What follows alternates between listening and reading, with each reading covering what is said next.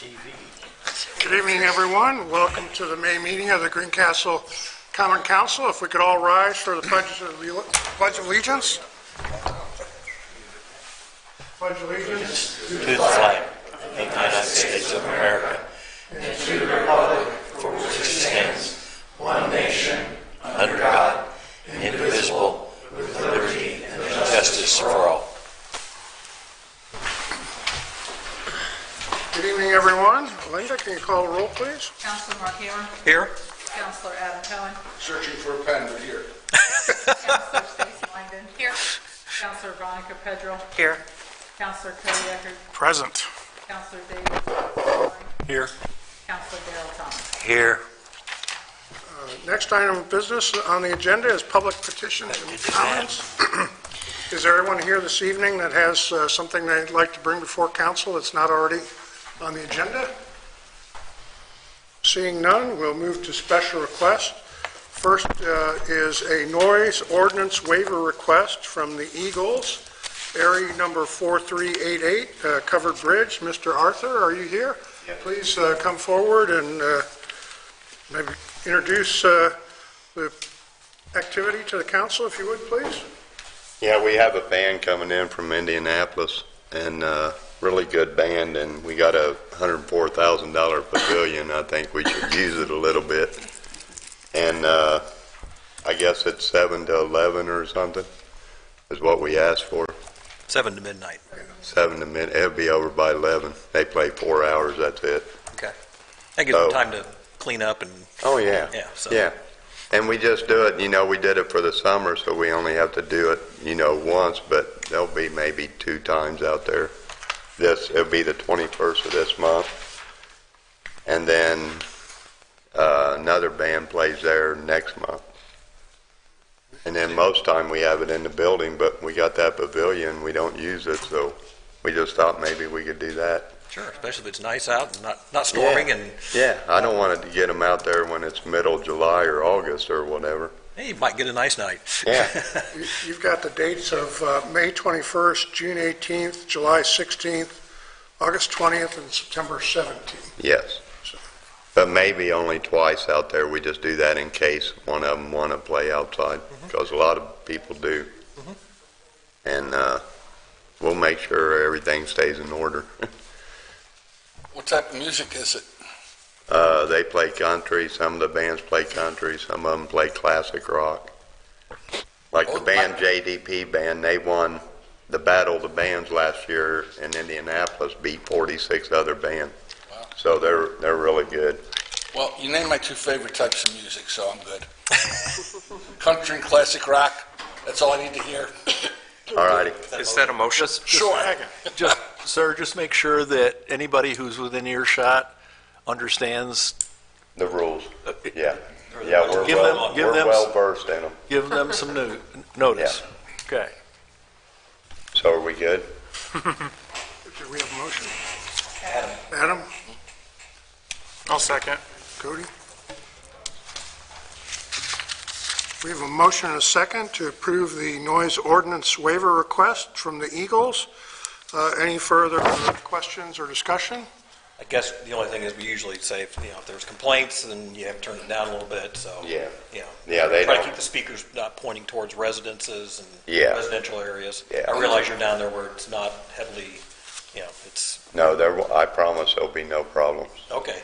Well, like Dave said, we do recommend, we ask you to tell any neighbors. In fact, you guys come down and see them. They're really good. Okay. Well, that was going to be kind of a last question.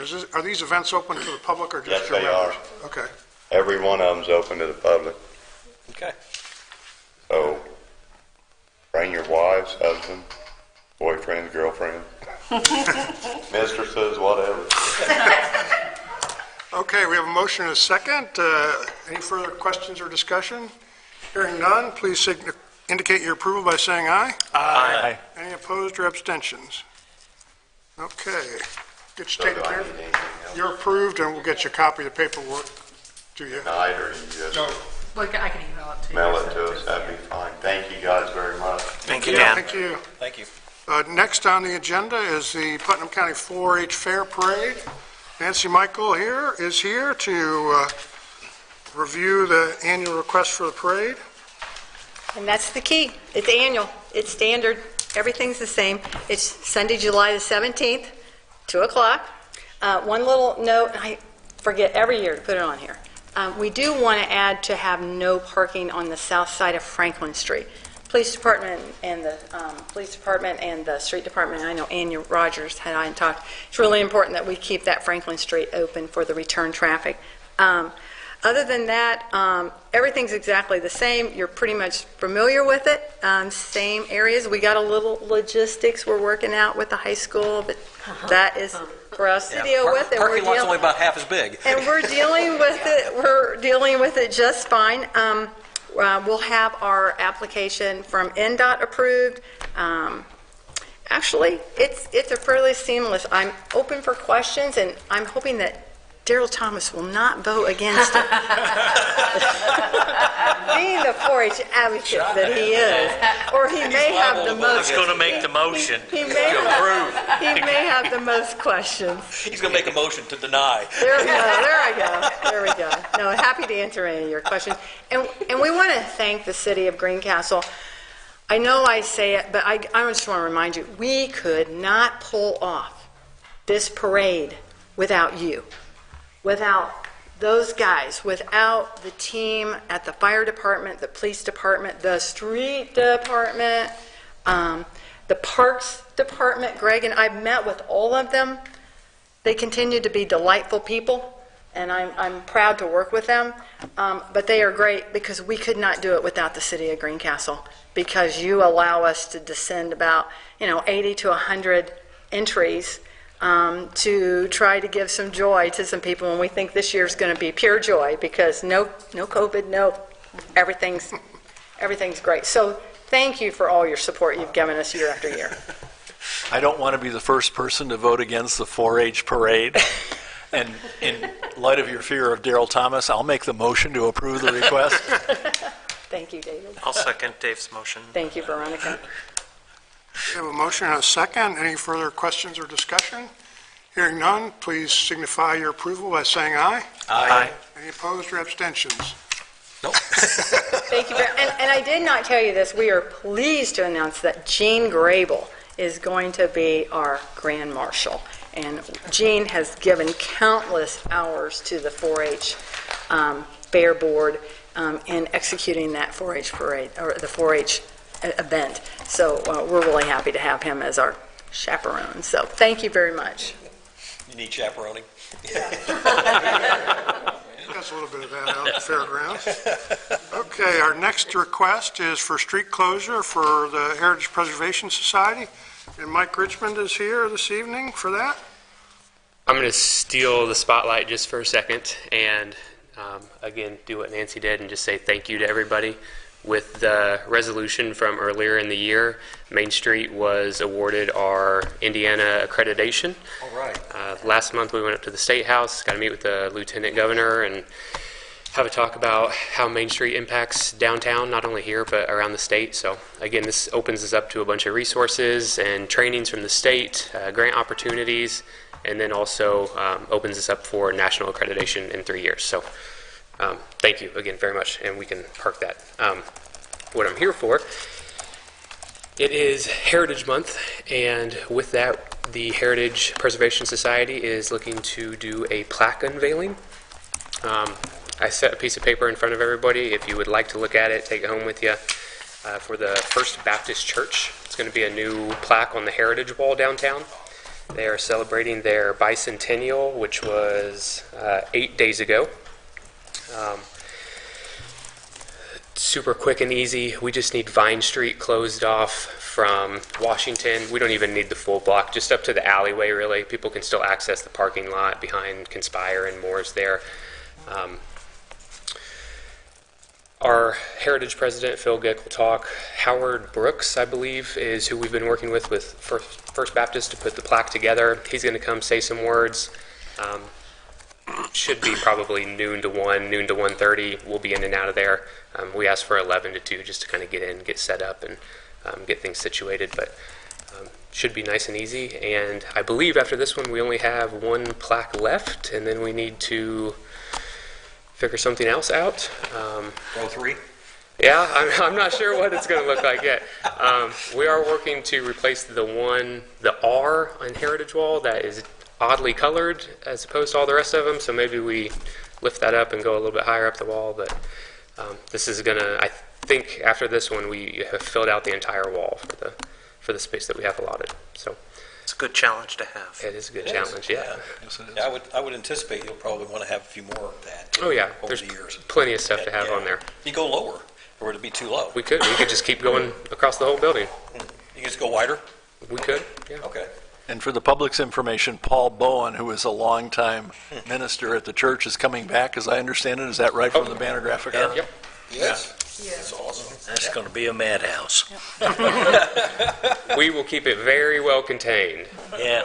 I can't As- imagine this crowd getting As a rowdy. member of First Baptist Church, I would love to make the motion that we close the street Saturday from 12 until 1, and I really think Daryl Thomas needs to second this as my Second. fellow member. Yeah. We should also congratulate you all on the accreditation, because we didn't do the hard work. Well, thank you very much. And I know that Appreciate meant a it. lot to you guys to get that and later, Yeah. so. We have a motion and a second. Any further questions or discussion? Hearing none, signify your approval by saying aye. Aye. Any opposed or abstention? Thanks, Mike. Thank you very much. Yes. Our next item is a street closure request from Ellis Mechanical, and Mr. Ravender, is that correct? Ravender is here to mention what they're going to be doing. So my request is to shut down the street, Jackson Street, between Poplar and Seminary. I apologize, I'm not familiar with this area. I was contracted by, apparently they put a new generator in, a large generator, I'm sure everybody's seen it by now. And the inspector has now told them they need to run the flue pipe off that generator above the roof and kind of on the roof a little bit. So it has to be 8-inch steel pipe, which is extremely heavy. And it's approximately 25 feet up, 8 foot over, 5 foot on the roof. So in order to do that, I need to get a small crane, set it out there to lift the pieces up. I'll try to prefabricate them as much as possible before we get there, and have to put some anchors on the building to hold it on the building, and it's going to require a crane, and it's going to require a 40 to 60 foot boom lift. So I'm going to need, those are pretty large pieces of equipment. So it's probably going to take a good portion of that street from from Poplar to Seminary. So I think the duration should be approximately 7 to 3:30 the entire day. I think that's going to be safe unless we have problems, but I don't foresee any problems. If problems do arise and we don't think we can get done, we can shut the operation down. It's not critical that it has to be done that day. We can always come back to the board and request another date then, but I don't foresee that happening.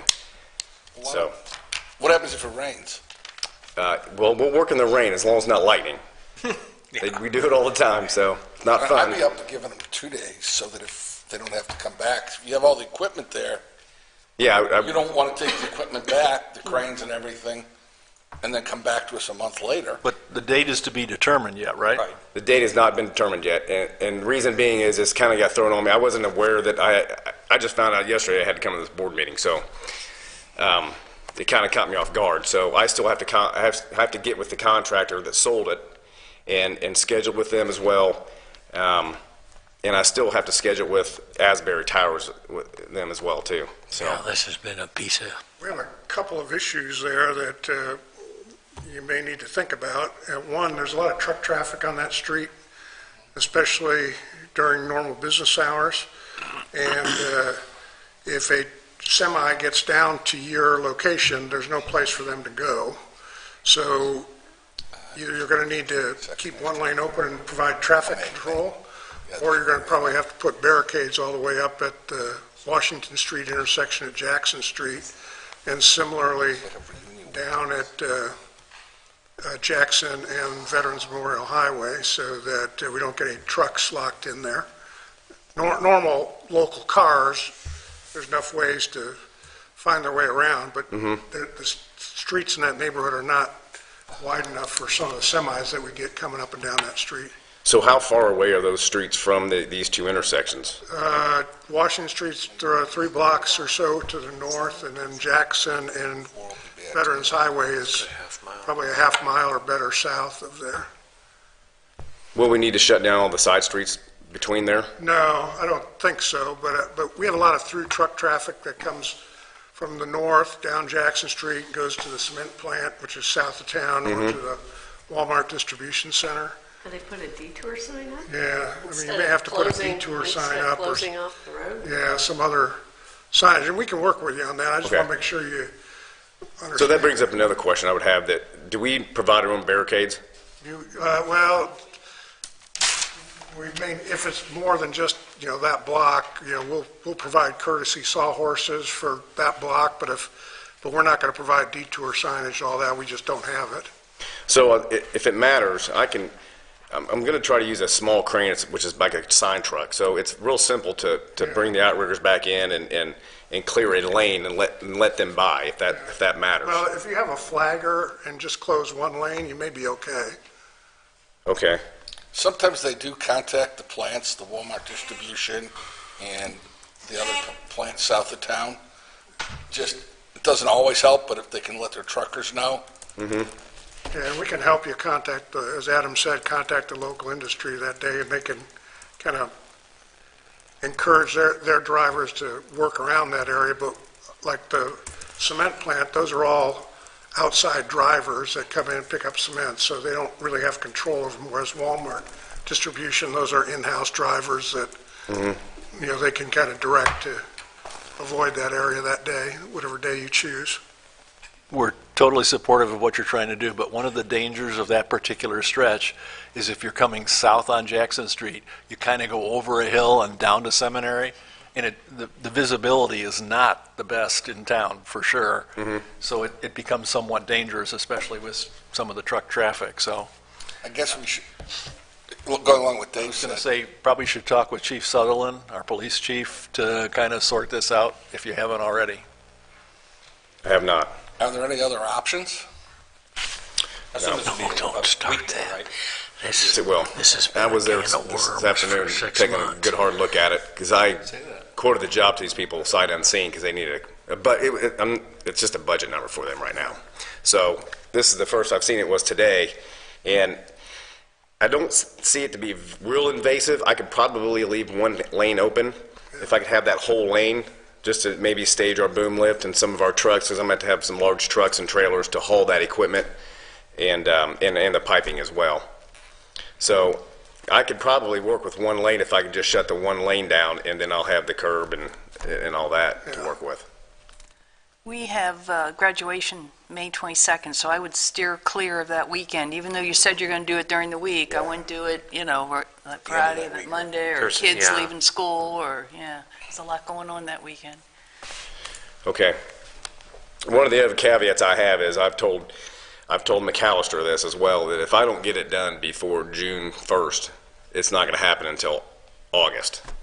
I've already have a full summer of work, and I just don't have the manpower to do it until then. So I'm not trying to pressure anybody to do anything quick, because it doesn't matter to me. I don't mind pushing it off until August. That way we can all get our heads wrapped around it and get a good plan.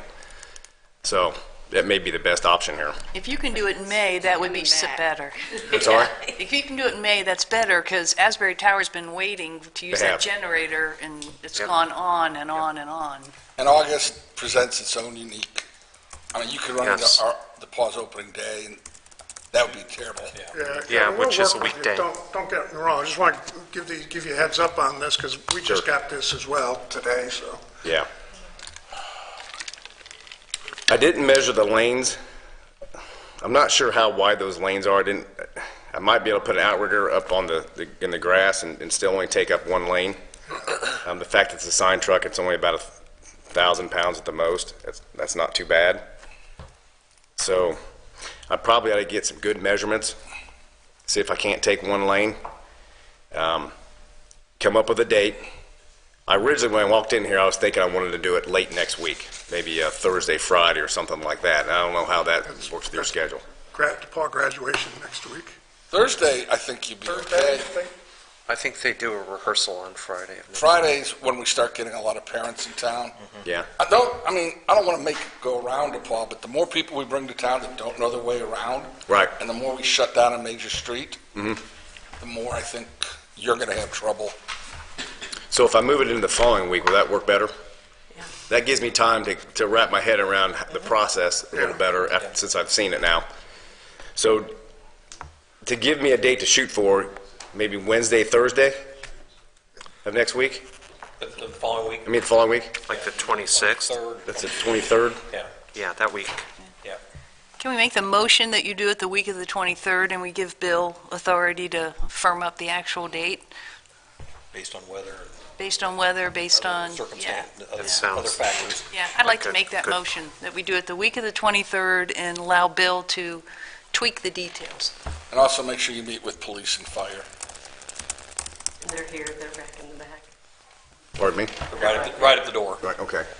If we I'm need sorry, to what was have, the police once chief you saying? get your plan together, if we need to have like a Zoom meeting or something real quick to just go over with our police and fire department, we'll be happy to set something Here up comes like that. police and... Sure. I'll be more than happy to come back and walk through it with you, or whatever you want to do. I just have a question for you and for the council. So you're talking about having extra pieces of equipment that are going to bring all that stuff in, and you're going to need a place to put it? Is that what you're saying? Yeah, I'll have probably a dump truck to haul a large trailer that was going to haul a 60-foot boom lift.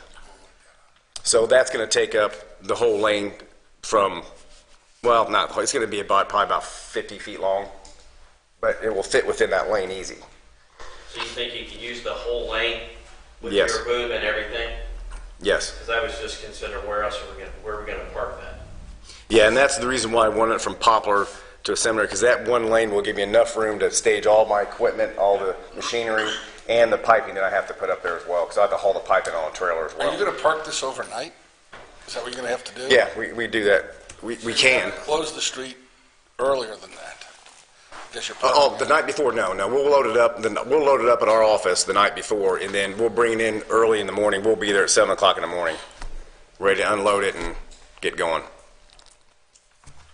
Bill, do we need to give them a variance to work at 7 in the morning? Don't we have a start time? No, they should be okay. Okay. It's a good question, though. Okay, so we have a motion for sometime, weather permitting, the week of May 23rd. Do we have a second on that? I will. Second.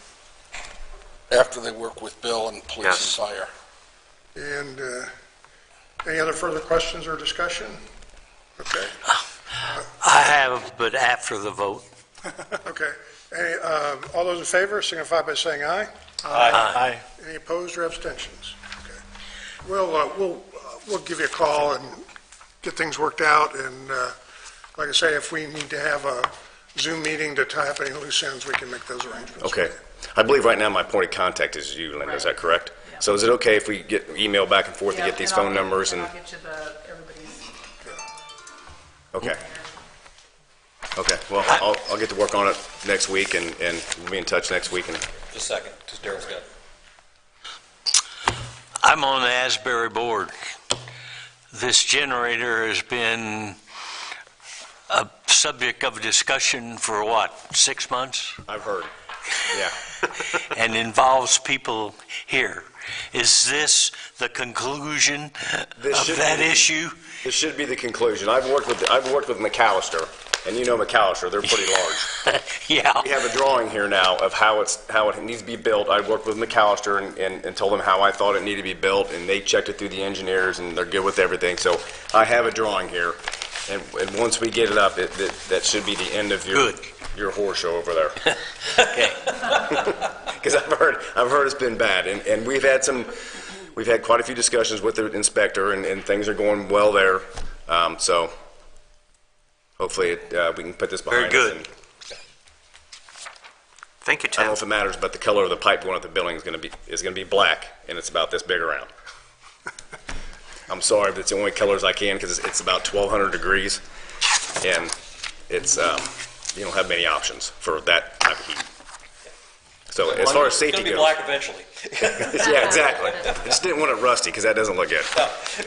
But as far as safety goes, I'm not sure if we're worried about 1,200 degrees. You can't touch it. It's going to be way too far up in the air to touch, for anybody to touch it, unless they get a ladder want to climb up there. But that goes power lines as well, you know? If it makes Daryl happy, we're happy. There you go. Okay, thank you very much. and we'll Thank you. Be in touch. Thank you. I want to thank the three interested parties, maybe even street department too, as far as to work all the details out, because I know there's a lot of things that couldn't be answered here tonight because of short notice and what have you. So I'm glad that we've got people working with you, and we'll get all that worked out. So It's pretty invasive, and when I talked to him about it the first time, about probably 2 weeks ago, we started discussing this. I didn't realize it was going to be this involved. So, not a problem though. We do it all the time in Indianapolis. That's where we're from, is Indianapolis, and Yeah. we get helicopters downtown all the time. So, it takes a lot of closure there. So we'll get through it. Thank you. Thank you. Thank you. Thank- Okay, next on the agenda is department reports. We have a number of our department heads here. Can I say something about the noise ordinances and the street closures? Sure. Julie, I heard from Julie Carr, and she was wondering if her event in June, if she could move it up to 4 o'clock instead of 5 o'clock, because I guess they need more setup time. You need a motion? And then also, if you had any issues, we were trying to talk through the liability and contracting issues, and would you have any issues? It will still be her event, but if it's sponsored by, and maybe the contract goes through one of the local bars that we've gone through before, just for liability, so that they're, because they have the insurance. Right. And they'll be the ones serving alcohol. But it's still for their event. Do you need a motion? Yes, please. I'd move that we adjust the time and we allow for them to work their contracts through the bars, or we sign the contract with the bar. I do know she talked a little bit to the PAW. I think good. there was some, at least I introduced everybody, and there were some emails going back and forth, but I don't think there were any conflicts. It'll probably help her a little bit. Second. We have a motion and a second to allow for the slight time change for the Julie Carr's event, and is that the kinetic change one? And then for the alternate sponsor for insurance coverage. Any further questions or discussion? Hearing none, please indicate your approval by saying aye. Aye. Any opposed or abstentions? Okay. Thank you, Lori. Thank you, sorry. No problem. We have department heads. If anybody has anything they'd like to share with council, or if council has any questions. Is Andrew Rogers here tonight? He is not. He's not, okay. I stopped down to see him this afternoon, and he and Danielle, one of their sons, was taken to the hospital from the school, and my early word is that they're going to be fine, but we can pass on that when it's my turn to raise something. I'll do that under the counselor's report. I have a question for Greg. It was reported in the banner that this week the pool would be getting its paint repair done, I think on the 10th and 11th. Did that get done already? It did. Brilliant. It was I'm finished. delighted to hear that. I know that there are lots, especially with the weather the way it's been this week, there are lots of folks who've been thinking about getting in the water, and as soon as we It can was make scheduled happen. the 10th and 11th. They came yesterday and completed the painting. We were, Super. needless to say, thrilled to see them. And it didn't take as long. They had scheduled for 2 days and didn't need both days. So, I think yeah, that's great news you know, for all. the pool's coming along, and we're taking a number of questions about it on a daily basis. And the staff is just doing a fantastic job. And it's going to be really close as to when we actually officially open up. But it's going to be as close to Memorial Day as possible. And if it's going to be, if it's not going to be Memorial Day, it's likely to be the day after. Or How are we perhaps doing on lifeguards, Greg? Fantastic. Okay. We had training sessions this week here in City Hall, 2 nights, and I think we have our numbers that are about 22 or 23, I think, for lifeguards.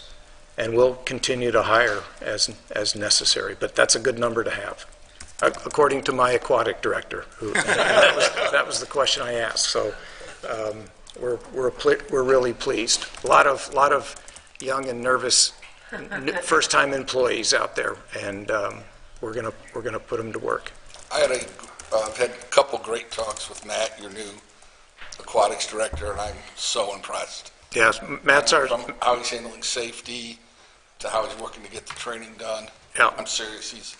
It's kind of unique. Virtually every indoor pool in Putnam County is shut down because of renovation, Greencastle and South Putt. Mm-hmm. So they're going to come over to the paw, we hope. That's the plan, Done there. to complete the But training. he's really yeah. been on top of stuff. I think he's going to be reaching out to the fire department about some concerns I had, and just really on top of things. Yeah, he's in our office 2 or 3 days a week, just staying on top of things, and as Adam indicated, he's top notch, and we're hoping that we're talking about him in the same way next summer and the summer after that and the summer after that. He's terrific. Has a lot of experience and brings a lot of knowledge to the program. So we're very excited. How are you doing out there? You feel like you're getting your feet under you? I am.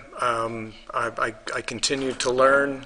I'm learning a great deal about pickleball. And I say that with all the respect. They were out there playing tonight. Good for them. Because it is, as you know, it's brutally hot, but no, things are going really, really well. I've had an opportunity to meet with a number of different people, and that will continue so that I can continue to learn and understand how we do things. I was impressed you took a direct answer to J.C. Park in the banner. That was, sometimes we don't always answer things, but I thought your answer was...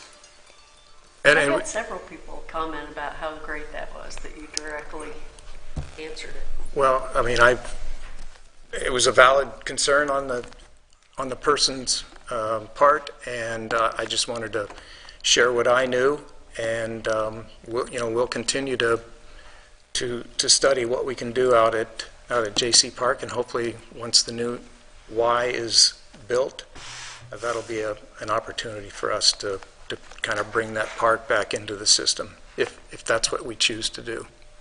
Is the splash pad open already? No. I've had questions about, or we've got questions coming in City Hall. What's the Not status yet. on No, that? we're getting ready to test the water on that. Matter of fact, I think Krista will be doing that. Our pool and splash park water will be tested in Seymour. We had 3 or 4 different opportunities to do that, and Seymour has provided a really good opportunity for us to work with them all summer. And they're going to, she was down in Seymour today meeting with them and came back with a box full of tubes and containers where we'll put the pool water. So we're on top of that as well. So that'll be a part of our daily and weekly routines. Greg, can you give us a quick update on the volleyball courts out at the sports park? Because I think Yes. that's kind of exciting, and I don't think a lot of people in the public know about it, maybe. It is. We've gotten the equipment, a lot of the equipment. The contractors have been out there and have excavated the area for the volleyball court. I was out there today. The rock's down. They were getting ready to put the fabric over the top. I can only tell you what they've told me. I don't know. I don't understand the process, but that's where they are right now, and it's moving along rather quickly. So it's exciting, and our Bonner scholar our student was out there. I took her out there so she could see it firsthand, and she's really excited with the progress. So it's moving along real fast, thankfully. A tip of the hat to you, Greg. I hear that you're very responsive, transparent, and you obviously are a quick study because you understand that 50% of your reputation is dependent on the pickleballers. And I was out at the pickleball courts at 4:45 with Mitch. We're trying to figure out how to move some power to their shed that they keep all of their equipment in. I think we've got it figured out. He's been very easy to work with and is extremely pleasant. But he wants what's best for his pickleball courts and members. So, and they bring, the most important thing is we get a lot of people in the park playing pickleball, and that's what we're trying to accomplish each and every day. So, any other questions I can? I would like to mention that Linda, Lori, and John helped out with the presentations for the training of the park staff, and I know other people contributed things behind the scenes as well, but they were the lucky speakers for the students and new employees over the last couple of nights as well. Yeah. So, by all means, reach out to me whenever you need to. Be happy to answer any questions you might have. Thank you. There's a lot of Ruark trees planted in this county. Are you a Putnam County Ruark or a Park County Ruark? I'm not a Park County. Oh, okay. Thank you, Greg.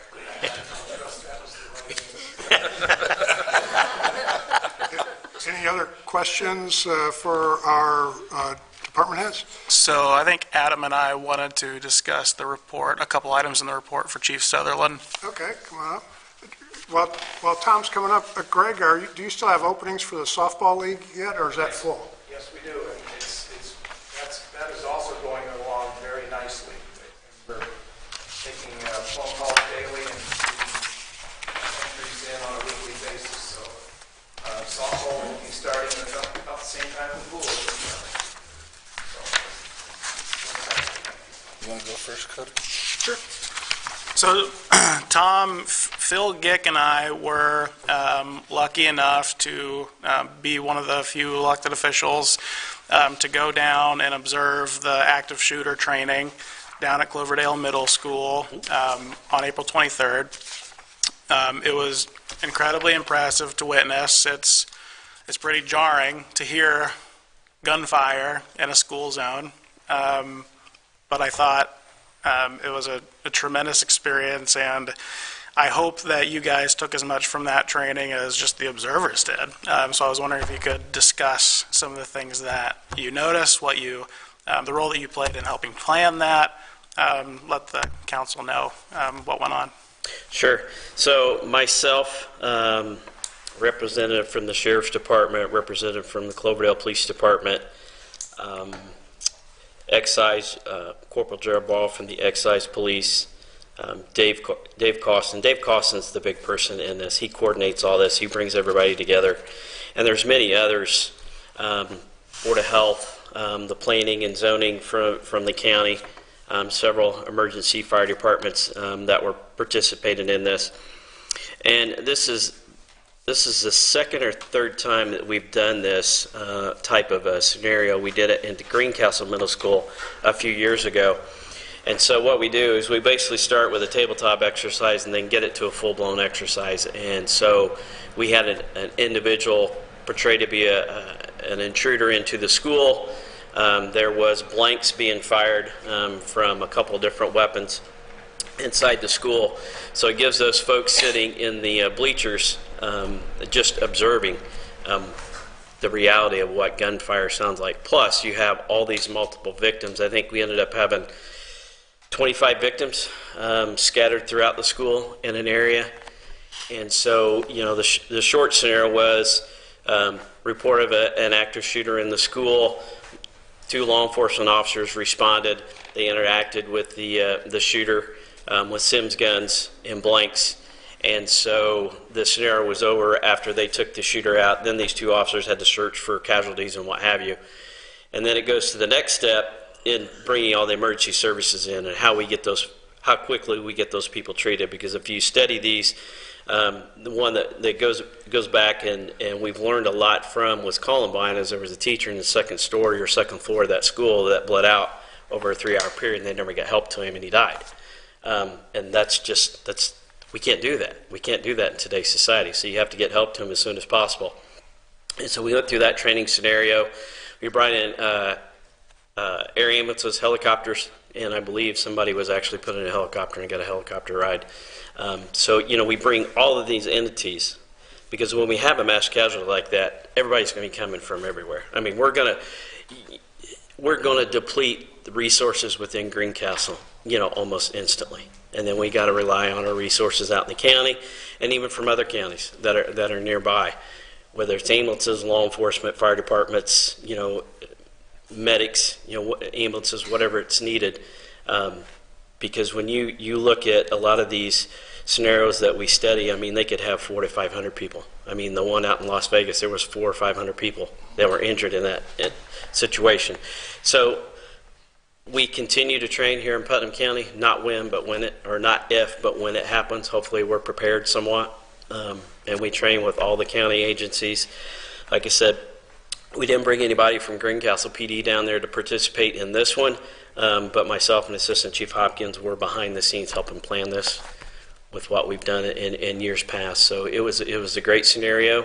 It was interesting because the 2 officers that they had respond were fairly new to their agencies. They had not been through active shooter training before, so it was interesting. And so we had some really good talks with them afterwards. And share with them what we learned at the conferences and the training that we've been through. So it was a great time. And they're not perfect, but as long as you continue to train, we'll continue to get better. Tom, I had another question for you, but in your response, you brought up something else been working on. I was going to, Dave Costin's great. I mean, he's just really good at what he does. He is very good at what he does. But, all right, 24 victims. At best, we have 3 ambulances on duty in Putnam County. How do we cover that? Maybe that's out of your wheelhouse, but we don't have that type of ambulance capability. No, we don't. And so we're going to, and I don't know if Chief Burgess would have anything to add to it, but no, we're going to have to rely on ambulances coming from out of county. And that's when our fire departments step up, who are trained EMTs or paramedics on the fire departments, and then they can at least triage. Because what we do is we create a safe zone. Right. And then we get all those people out of the school and get them to that safe zone. And then those ambulance people, those EMTs, paramedics with the fire departments, they start triaging these people and determine, okay, this person's going to live. We can bandage them up for now, but this person may not live, so we need to get them somewhere fast. And that's why we use the helicopters and stuff. John, you know what I'm going to say to you later. You don't have to get up now, but I'm going to come back at you about advanced EMTs. Right? Well, and the second aspect of that training was the classroom setting, the ALICE trainings that were individualized where you brought students in and practiced different ways for an intruder coming into the classroom, if they get in, how they block the door, how they get out of the room, if they have to fight. That was really intriguing to me because I learned that not all the school corporations do the exact same type of training. Correct. It brings a question in my mind as to how much communication goes on between the school corporations about, in our county, about those types of trainings and what they've learned from them. That's something that I'm going to take to, our school board members that we appoint just to get kind of a sense of what we do here. So it raised great questions about how we practice and train. I will tell you this, that once a month there is safety school specialists assigned to each county school. So Greencastle has one, South Putnam School Corporation has one, North Putnam School Corporation has one, and Cloverdale has one, at least one. And so we bring those individuals in together, and once again we meet at the EOC, and Dave Costin kind of runs that meeting or helps run that meeting. But they have officials, they have a speaker every year, and it goes from school to school to school. Right now, I think it's Sonny Stoltz with the Cloverdale School Corporation. He's the principal for the high school. He's the speaker of the group, and so then they have a moderator, somebody who types, keeps notes and what have you. And we have this, during the school year, we have these meetings monthly. out at the EOC. And we talk about that. You know, they talk about the safety school training that they go to, and they bring back what they've learned. So it's a constant training session for all of us. You're right, our different schools train differently. I have been through the Alice training. It's not my favorite training when it comes to active shooter. I've been through 2 or 3. But what I know of Alice and how those 3 scenarios portrayed, they were spot on, especially the one where the intruder came in with a gun, actually breached the door and came in with a gun. I mean, the kids were spot on, and they got to him and got him disarmed and did exactly like the training's supposed to. They didn't hesitate. And so, you know, the thing that we tell people in this active shooter training, if you can get out, get out. If you can't, barricade yourself in. If the worst case scenario is you got to fight for your life, then you fight for your life. Because if you're stuck in a room with a person with a weapon, you may not get out. So you only have one recourse, and that's to fight for your life.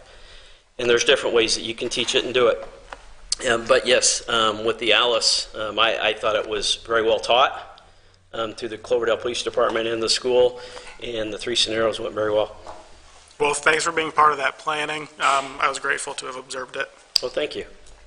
Tom, I noticed in your report, and John, I should have looked at yours more carefully. I apologize. So it might have been in yours too.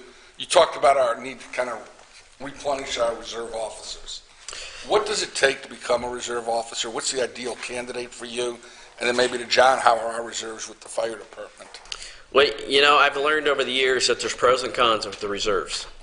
The pros is you bring them in, they work for the city for free, you provide them as much equipment as you can, you learn who they are, you learn how they work, you see how they interact with your officers and your agency. That's all the pros with that. But then the con is when you have a full-time position, you lose that reserve to a full-time spot. So it takes away from your reserve program, and that's where we're at. But it's a good place to be at. The last 2 full-time hires that we've done here were reserve officers from that program. Well, what training? So if somebody, because it's a volunteer position, so somebody's leaving their other job to become a reserve, what training would a young person need to become a reserve officer? Well, the first thing the state of Indiana does is they require these people to do a 40-hour pre-basic class. And they have to, and it's a classroom setting, so they learn traffic law, criminal law, how to do traffic stops, different topics that they're taught on. And then we put them through hands-on defensive tactics training. They have to train with the firearm and qualify with that firearm that they're going to carry. They go through taser training because we do supply our reserves with tasers now. And so they have to complete all this training and take actually a written test through the Indiana Law Enforcement Academy, who provides the material for the 40-hour pre-basic. Once they complete that, then they're going to ride with a field training officer and learn the job. I mean, they have to go through, I don't remember how many hours it is, but it's a lot of training. And then we have 2 officers that are in charge of our reserve program, Officer Zach Ryan and Officer Nick Eastham. And once they feel comfortable that reserve is qualified enough or have been trained enough and have developed and learned from that training that they can get in a car and drive around the city by themselves, they do so. Otherwise, they stay in a car with a full-time officer, and they respond accordingly with them. They have to be 21? Yeah, they still have to be 21, just like... So your ideal candidate's a 21 to maybe 24, 25-year-old? Mm-hmm. Sure. And they're going to have to put in more than 40 hours of classroom? At the very beginning, they have to complete, and that's usually scheduled in a 2-week period. So we get with the academy, they give us the credentials to hold the class, and then we schedule. And it's usually like a 4-hour period in an evening for 2 weeks, and then they complete all that work. On top of getting qualified with the department-issued weapon or the weapon that they are allowed to use, the defensive tactics training, and the taser training. Just thinking, obviously we got to get more reserve officers and where we can draw some of those. And we use our reserves a lot. Nancy Michael was just up here with the fair parade, and we only have so many full-time officers, and we have to leave some of those working the road to take calls. So we reach out to our reserve program, And it's nice to have those 21 to 25, 26-year-old kids, as I call them in today's society, with my age. We're hiring people that weren't even born when I got hired. So, they're kids to me. And but it's also nice to have an older group, and that is so when those young men and women who are working their full-time job, and here's an individual that may be just a little bit older that might be retired or semi-retired or what have you, but they've been through our program, been through our training, then if we need a reserve to come in a pinch, then that person's more apt to come in. Yeah, I want to make sure it's clear we don't limit No. this young. No. We don't discriminate. Right. So No. a 50-year, but somebody who's nearing retirement. Yeah. Not me. Somebody nearing retirement. Sure. This could be, that was my next question. Sure. Could also do this. Yeah, it's the reserve, there's no cap on the age like there is with perf.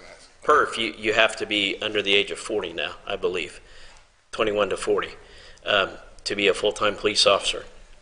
And so with being a reserve, you're not held to that standard with perf. So you could be 50, 55, 60 years old and still be a reserve, absolutely.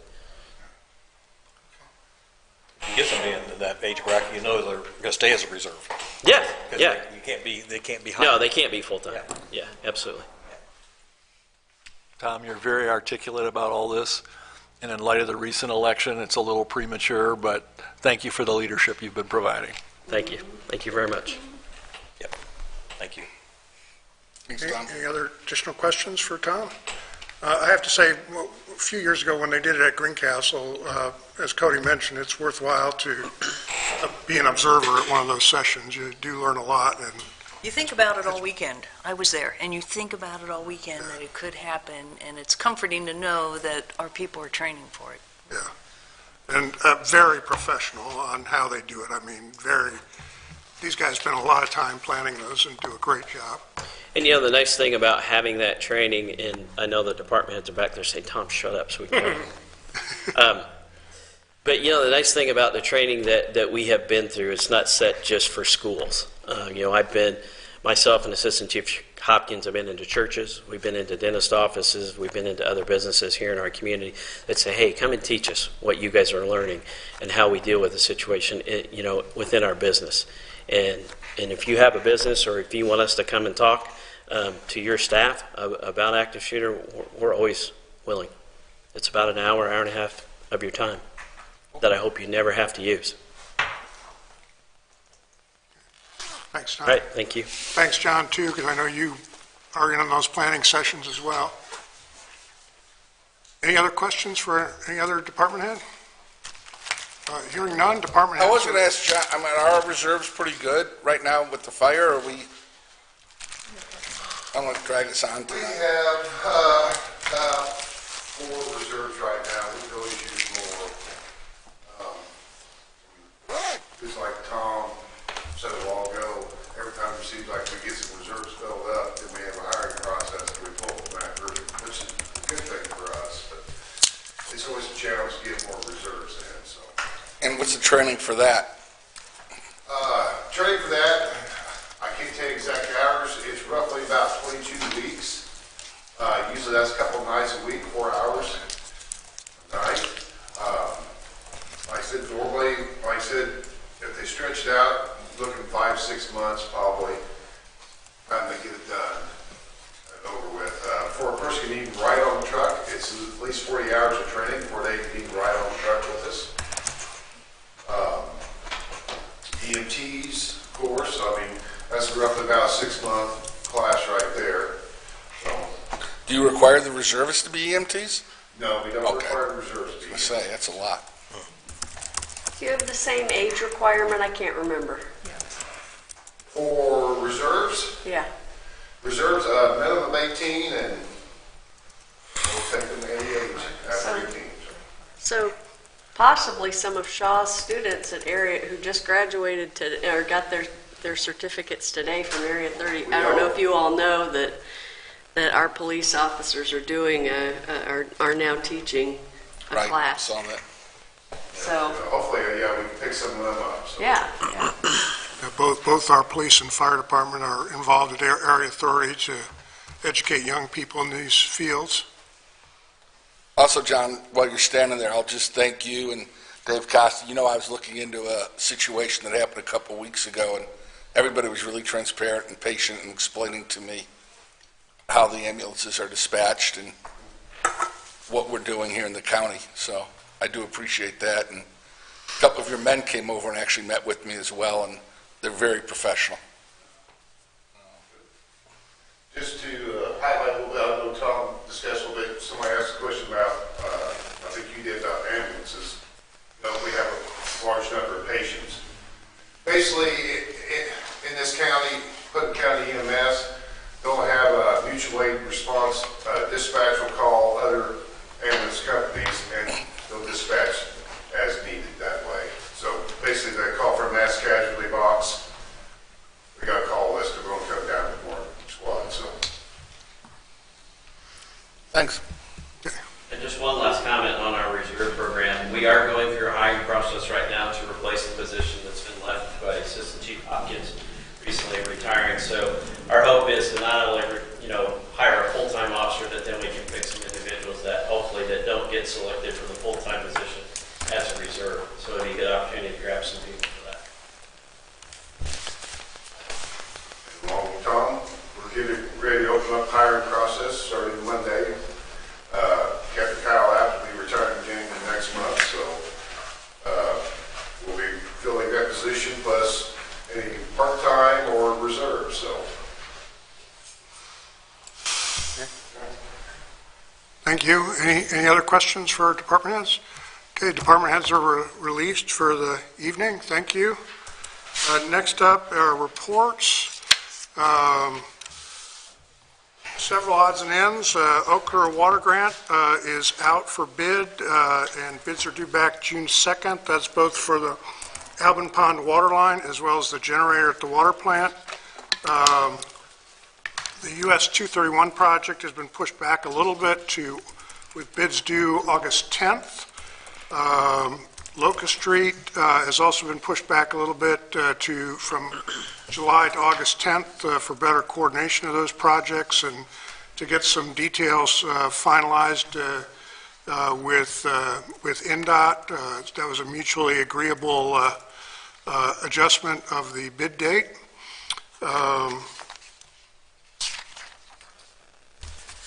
If you've been out to the cemetery recently, we were missing one house that was torn down. We determined that it was not able to be renovated and be useful, so we tore it down. So we're down to one rental house at the cemetery. YMCA project, continue to work on the drawings and things like that. We're running a little behind on the mechanical, electrical, plumbing design details. Dr. White will be here at our June council meeting, so she will be our guest speaker to allow her to maybe introduce herself both to members of the council, if you haven't had a chance to meet her, as well as introduce herself to the community a little more. And then I've asked her to maybe speak about the master plan that the trustees have adopted. Park, the south side work at Roban Park is due, bids are due back May 31st on that project. We're working on the 2022 street resurfacing. We're still doing some research on the hydrant project. It looks like we're going to have to make some contact for some easements on that one.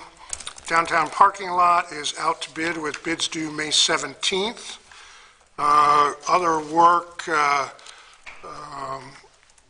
we did get a number of streetlights that we were having trouble with downtown repaired. We still have one on the south side of the square that we're going to have to replace the wiring from one light to another, which is going to be a little more involved because we can't pull the wires out. They're jammed in the conduit somehow. So that's going to be a little bit of a project.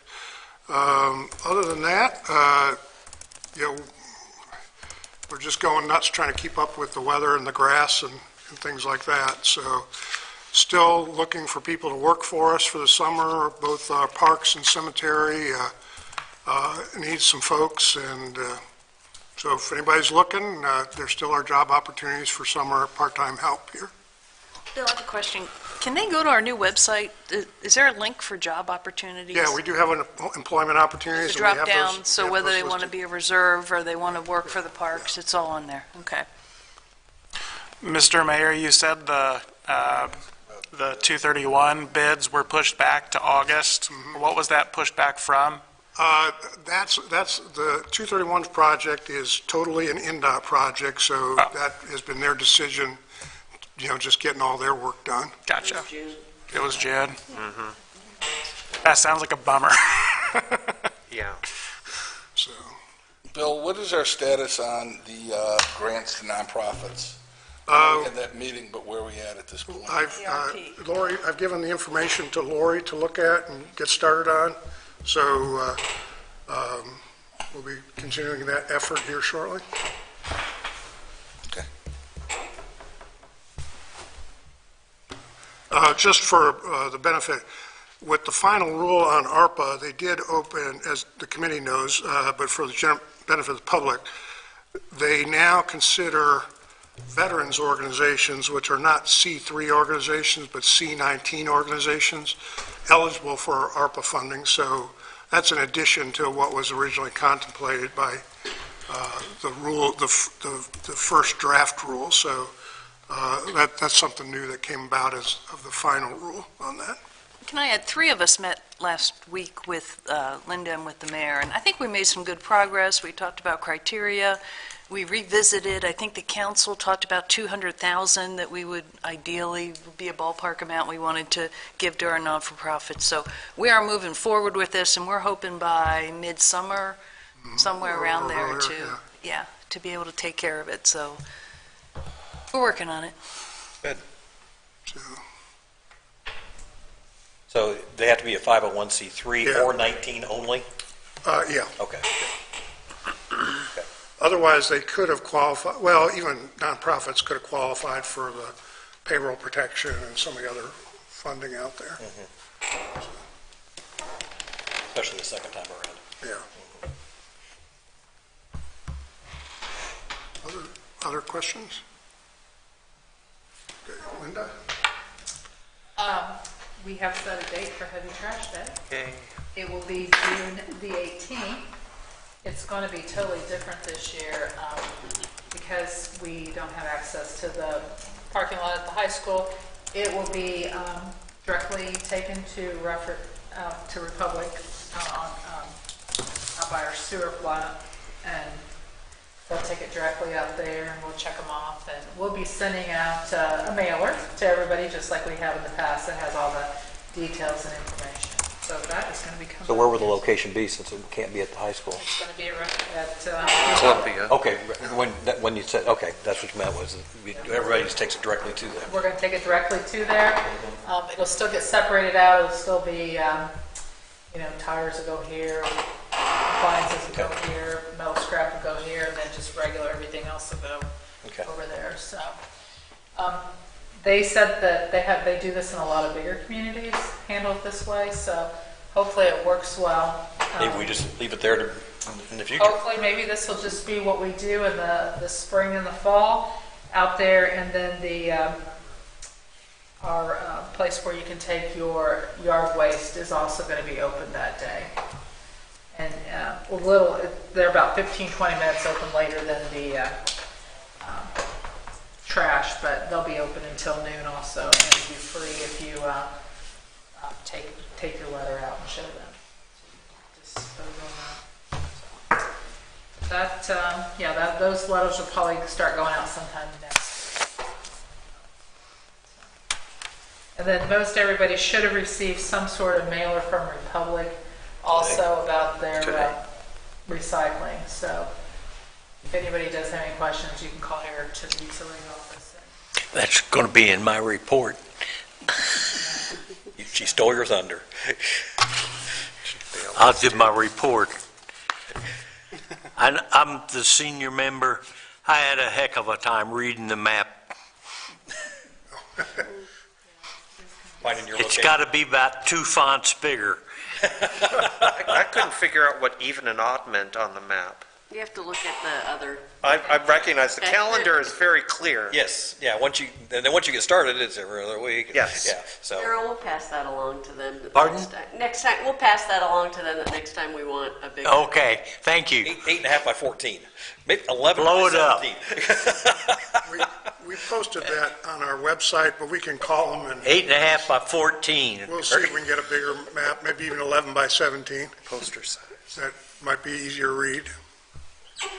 But if you do have questions, you can always call the utility office here and somebody can kind of walk you through that. Now, what do you do if you're colorblind?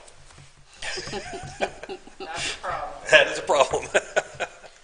So we may have to look it up on the map for you and Yeah. give you your address and figure out what day they're going to pick up. We would make reasonable accommodations. There we go. Exactly. But anyways, and then the only other thing that's going on in the clerk's office, I don't know if you're all aware of, but we are getting a whole new accounting system, and we are in the middle of doing that. The Board of Works approved at the beginning of the year the money to be spent on that. This is not a new accounting system that I wanted to happen, but we were kind of forced by the State Board of Accounts because we'll be going to four-digit fund numbers instead of just the 3 we have in our current system. Could not do that, so we are in that process, and it's going to be about a 6-month or more process to get all switched over. So And the cost was not inexpensive, now the cost is around $78,000. plus training, plus. I imagine most of that's going to include cost training. Most of it will be about $78,000 probably for training.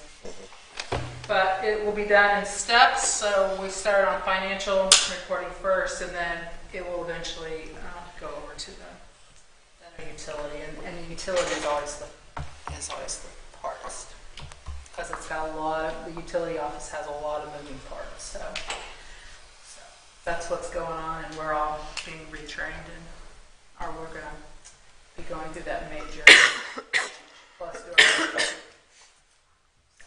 And our favorite time of year starts.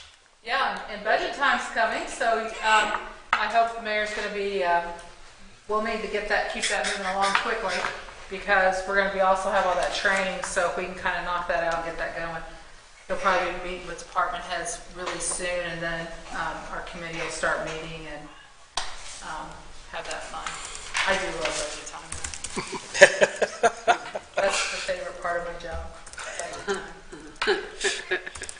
No audit this year from the State Board of Accounts. I'm sure in the middle of the budget, in the middle of Training and our new everything. assistant, and then they're going to want to know why we don't have our 4 digits yet. Well, they know why, because they've actually talked to Inco. They were really shocked that we were having to pay $78,000 for it, but I said, well, they thought that our software supplier was just going to take care of that for us at no cost, but it didn't quite work out that way. So.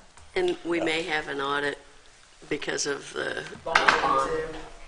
So we may be actually requesting them to come and do an audit. So we have all that coming up. A lot of irons in the fire. A lot of irons in the fire. But it'll be good. Our new system should be a little easier for the average person to come in and look at. So, to come in and start working in it should be a little easier to understand and operate than our current. So when it goes to the billing and everything, are we going to see different billings? Are the public going to have to familiarize themselves with the different bill? No, we will keep a lot of the similar templates, but our internal reports and all of our internal stuff will have a totally different look. And I think they're going to be a little clearer, probably maybe a little bigger font, because our reports are kind of small. So it'll be more on just here what we're used to seeing and doing. Our pay stubs may look a little different, but nothing that the public really sees. That's all I have. Okay, Mark? So it's been brought to my attention that we have 3 members of the council that can't make the July 14th meeting. And so there's been a request that we try to find an alternate date that we can work with. So the 14th is as late as it can be. So we kind of, before the meeting, we were kicking around dates and everything else. We all kind of mentioned September, July 7th as a potential meeting. So I wanted to see if that would be just moving it up a week. And I think that the 3 people that are absent, that meeting said the 7th will work for them. Is there anybody of the other 4 that says, I can't meet on the 7th? So if we can, it would be great if we could move the meeting. I think Linda said that, we'll probably be a little bit light on our claims that month because it'll be just a 3-week period of time. But the next month it'll be heavy because we'll have 5 weeks. So it'll all balance out. So anyway, any heartburn over moving it to the 7th? Do we need a motion or anything like that, or can we just internally decide? Just internally. Just have to give notice to. Yep. So. I think that works for me. Okay. Definitely works for me. Okay. All righty. So I guess we'll make it July the 7th if there's no other issues brought up. So. Is there a park board meeting that night? Shouldn't be, because that's Wednesdays. That's Wednesdays. Yep. It's the first. That's a Thursday. If it's the What's first Thursday. They've moved to Wednesday, I think. Wednesday the 6th. Yeah. Is there anything on first Thursdays? Park board is Wednesday night. Is that on the Sixth. city's Park board will be calendar? the 6th. Because I think I'm getting the city's calendar. It might still be on Thursdays. Yeah, it was. They changed it earlier this year, so. Well, I'm saying the calendar. Oh. The Google Calendar? Yeah. Yes.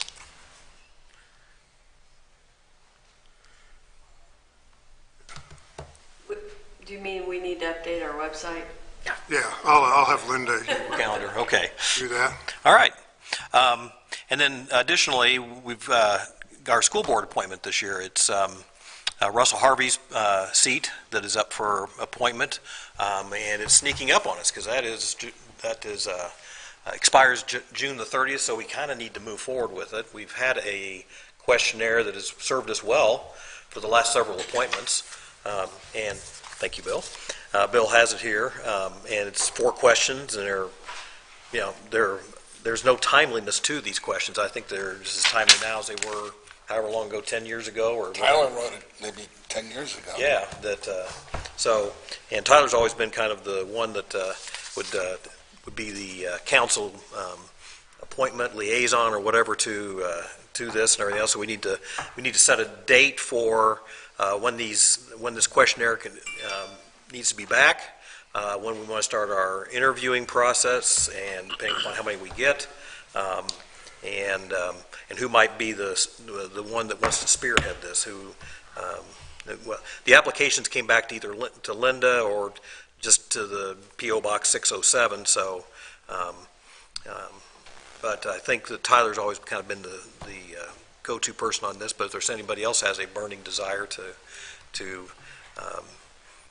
what was it that he just kind of headed up? Tyler kind of orchestrated it. We just collected the applications, and then I think he did the first pass in terms of contacting people for times and confirming appointments and things like that. Yeah, but the entire council sits in on the. Yeah, he just might walk through the procedure for our new members. So. Okay, so we get the applications in. If there's more than 3, we can meet to limit the number. If we get 5 people or something like that, that we can meet to try to trim the number down to 3. But we can't go below that. If there's 1, 2, or 3, then we just have meeting. We just interview them all. So Publicly, he's talking about it in a publicly, public yeah, meeting. publicly, yeah. The other meeting would be one that would not necessarily be public. Right, it would, Yeah, it'd be an it executive. wouldn't have to be, it Yeah. could be an executive Yeah. session. But then the final decision would be, Yeah, and the final decision then is made, at the June meeting. So we've got a month. This is really moving up on us quickly. So we probably need to set a deadline of 2 weeks from now? Yeah, the last one was due back on a Friday something, it's been changed, but it was due back on Friday, May something. So, Friday, May 27th is the Friday just preceding Memorial Day. Memorial Day. So I can organize them. That That's gives what you us, want. yeah, it gives us 2 weeks in a day from today, well, basically 2 weeks, because today's pretty well shot. I mean, once they come back, I can organize them. There's Yeah. not much to it. Right. I mean, our biggest problem traditionally has been we don't get enough applicants. To get at least 3 applicants, would be nice, or more. Pardon me? Sometimes we've gotten, Sometimes we have, but sometimes we've had to go out and beat the bush, so anything Eric can do to, I was about to ask. Yeah.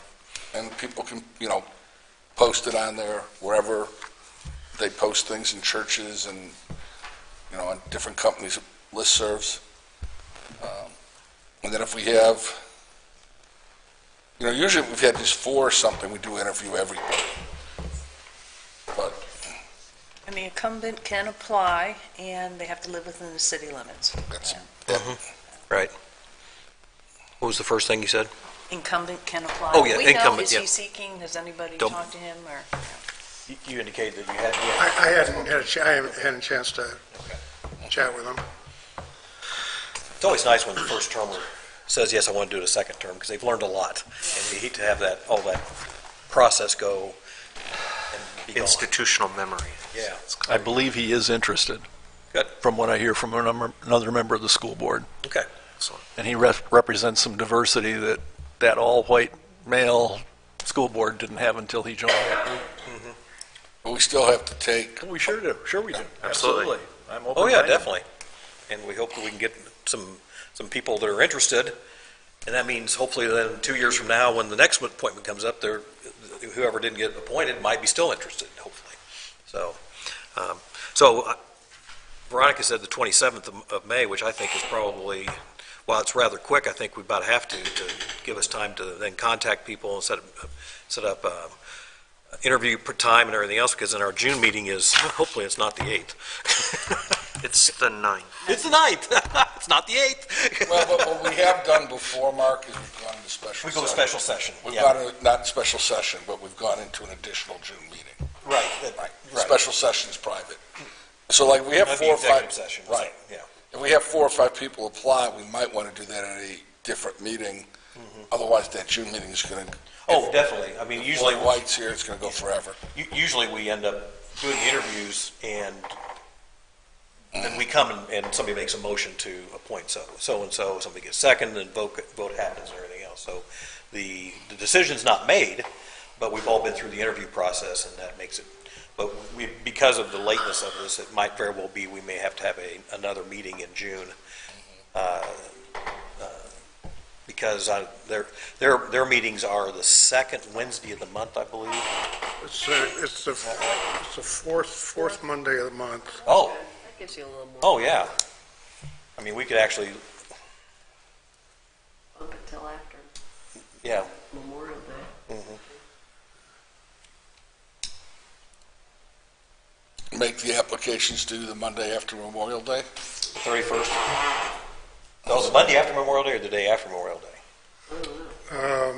May You're throwing 31st, May 31st is the day after. Right, exactly. So we could leave it open to next, I mean, if it's Friday, it's a 3-day weekend.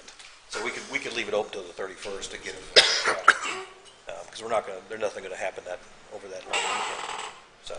Is everybody okay with using May 31st as our due date? And then, did you wanna be the contact person? Sure. Okay. Where can people get an application? How can they get one? Well, they can pick one up at City Hall. I'm sure we'll have it on the website. Yeah, we can post it on the website. They can pick one up here. We'll put it on our city Facebook page on how to get it. And I think last time we also did a quick press release as well. Okay, good. What are the perks of that position? Is that, I know it's not nearly as lucrative as a city council job, but when we sell this to folks, what do we say? Community service. If we see what's going on around the country, we might not have to sell it. I mean, normally this has been a pretty friendly appointment, but we might need Tommy here this next time. Let's hope not. Hope not. Yes. Do they get paid anything?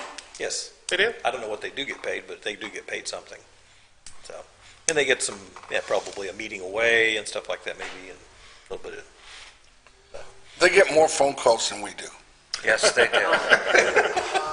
Yes, they do. So, A lot more.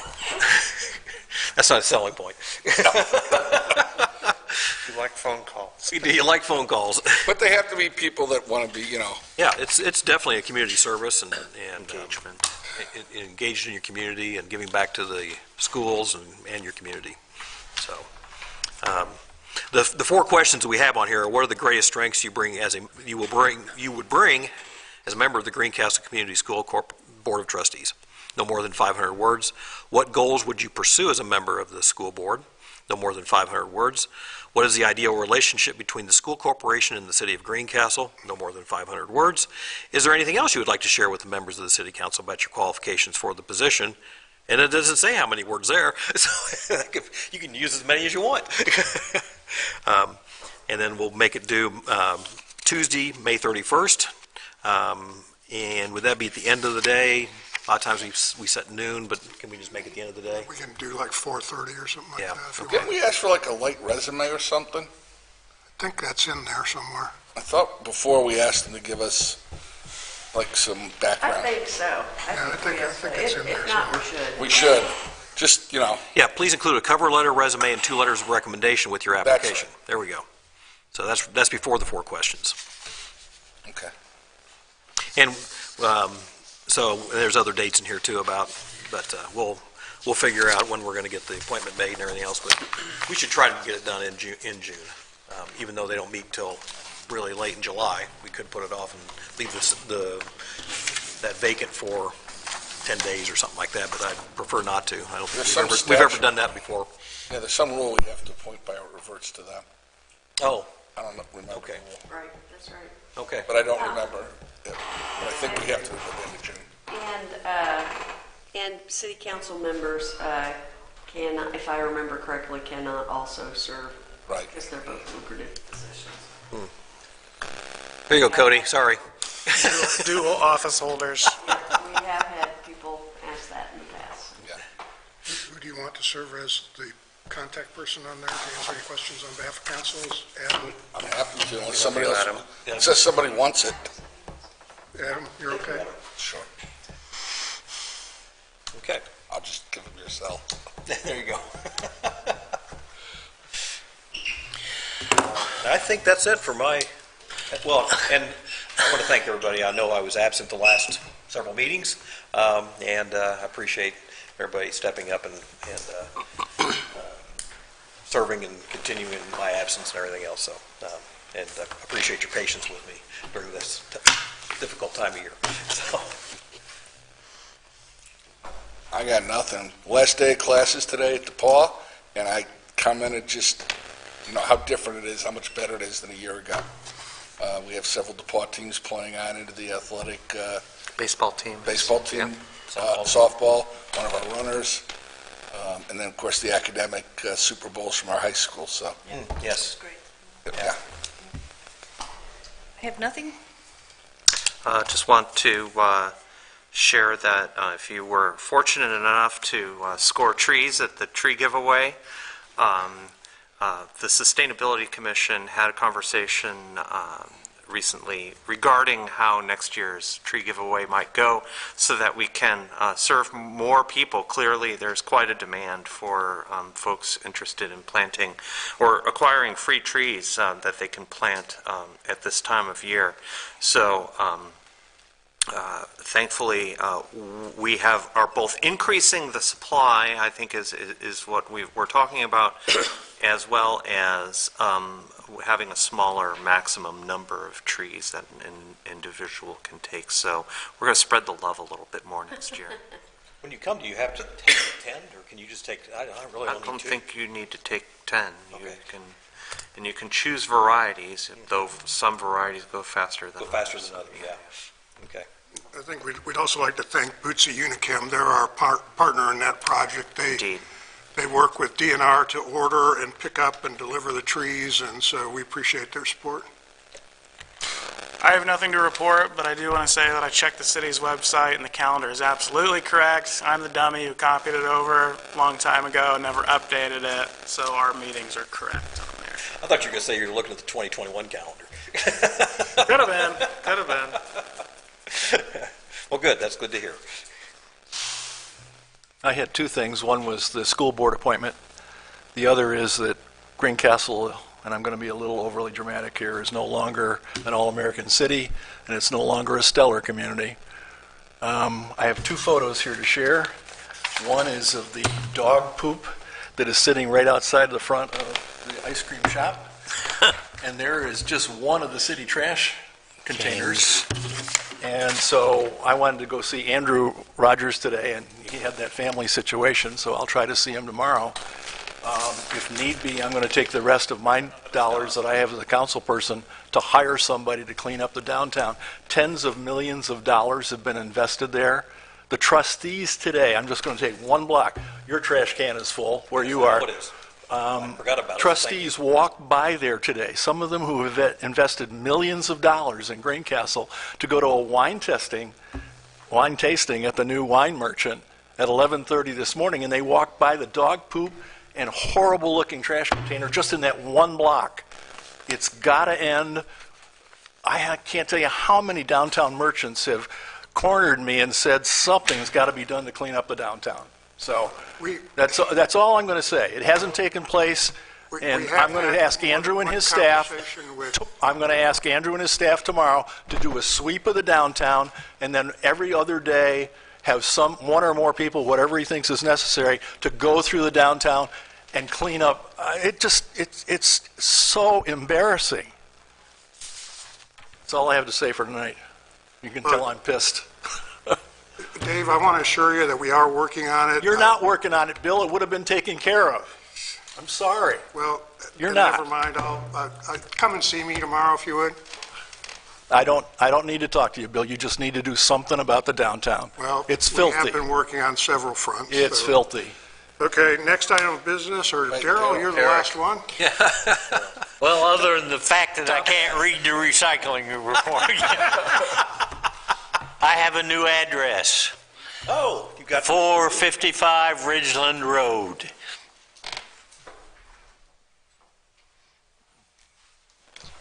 That's it. That's phone numbers stayed the same. Don't talk to me about phone service. I've been without phone for 2 weeks. You still got your cell phone. I'm looking for a can and a long string. You know your address just went out on the television, right? Pardon? Your address.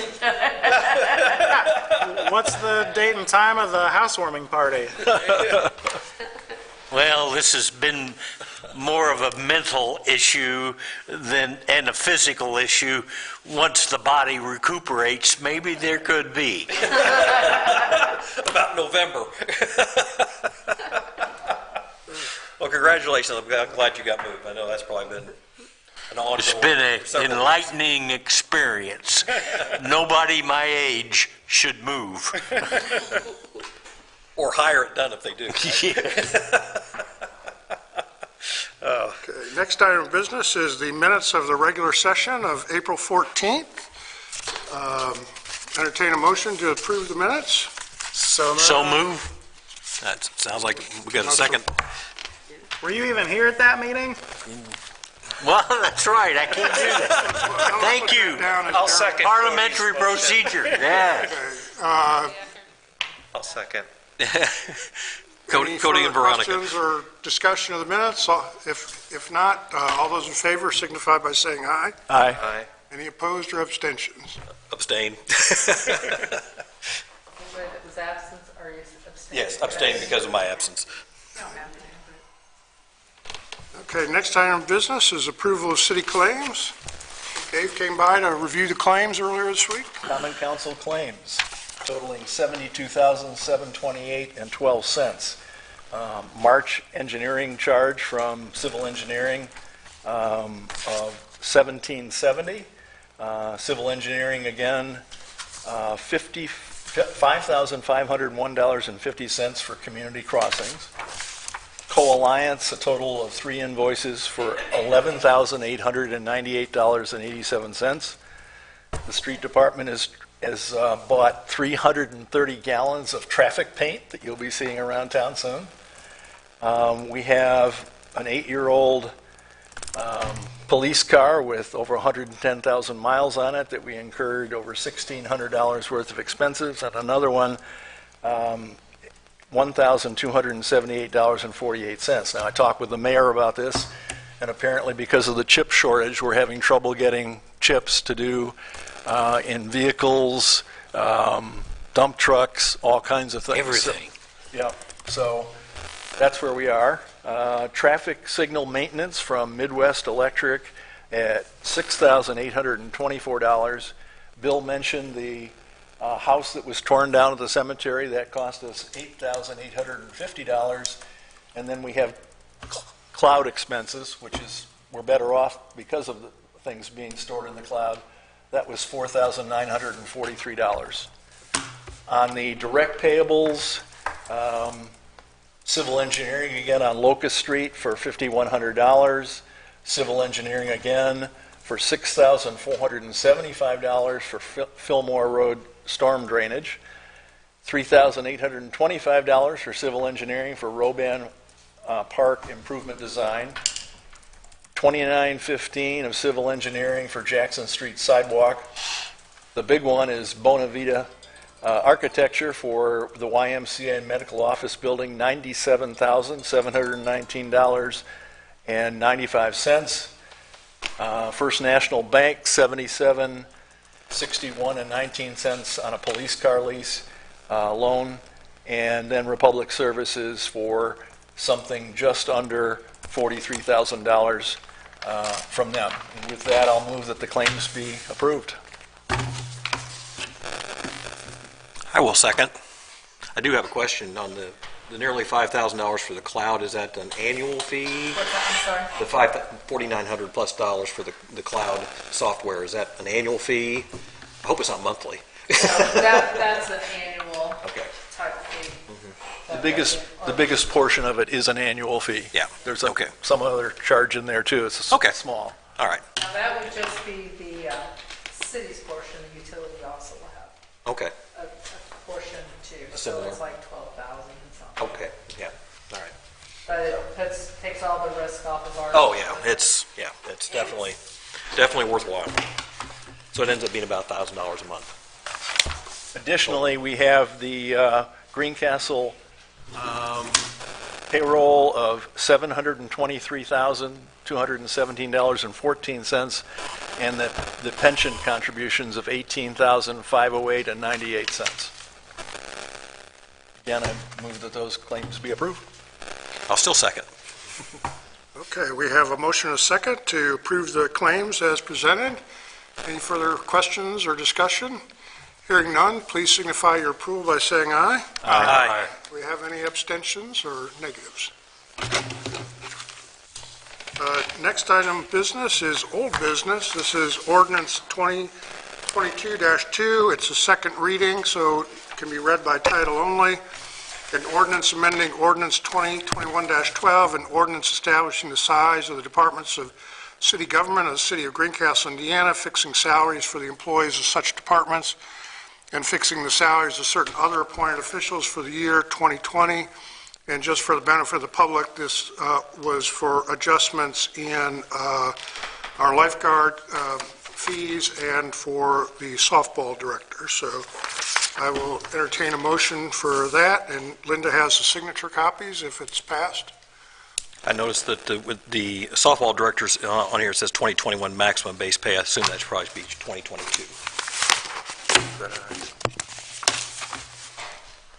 Oh, yeah.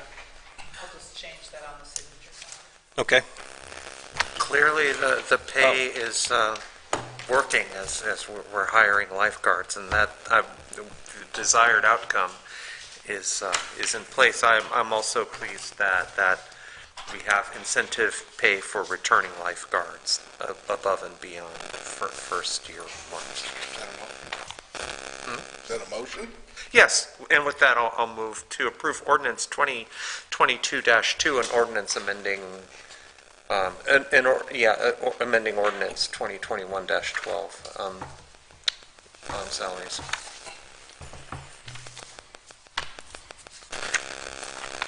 entertain a second. Well, second motion? Okay.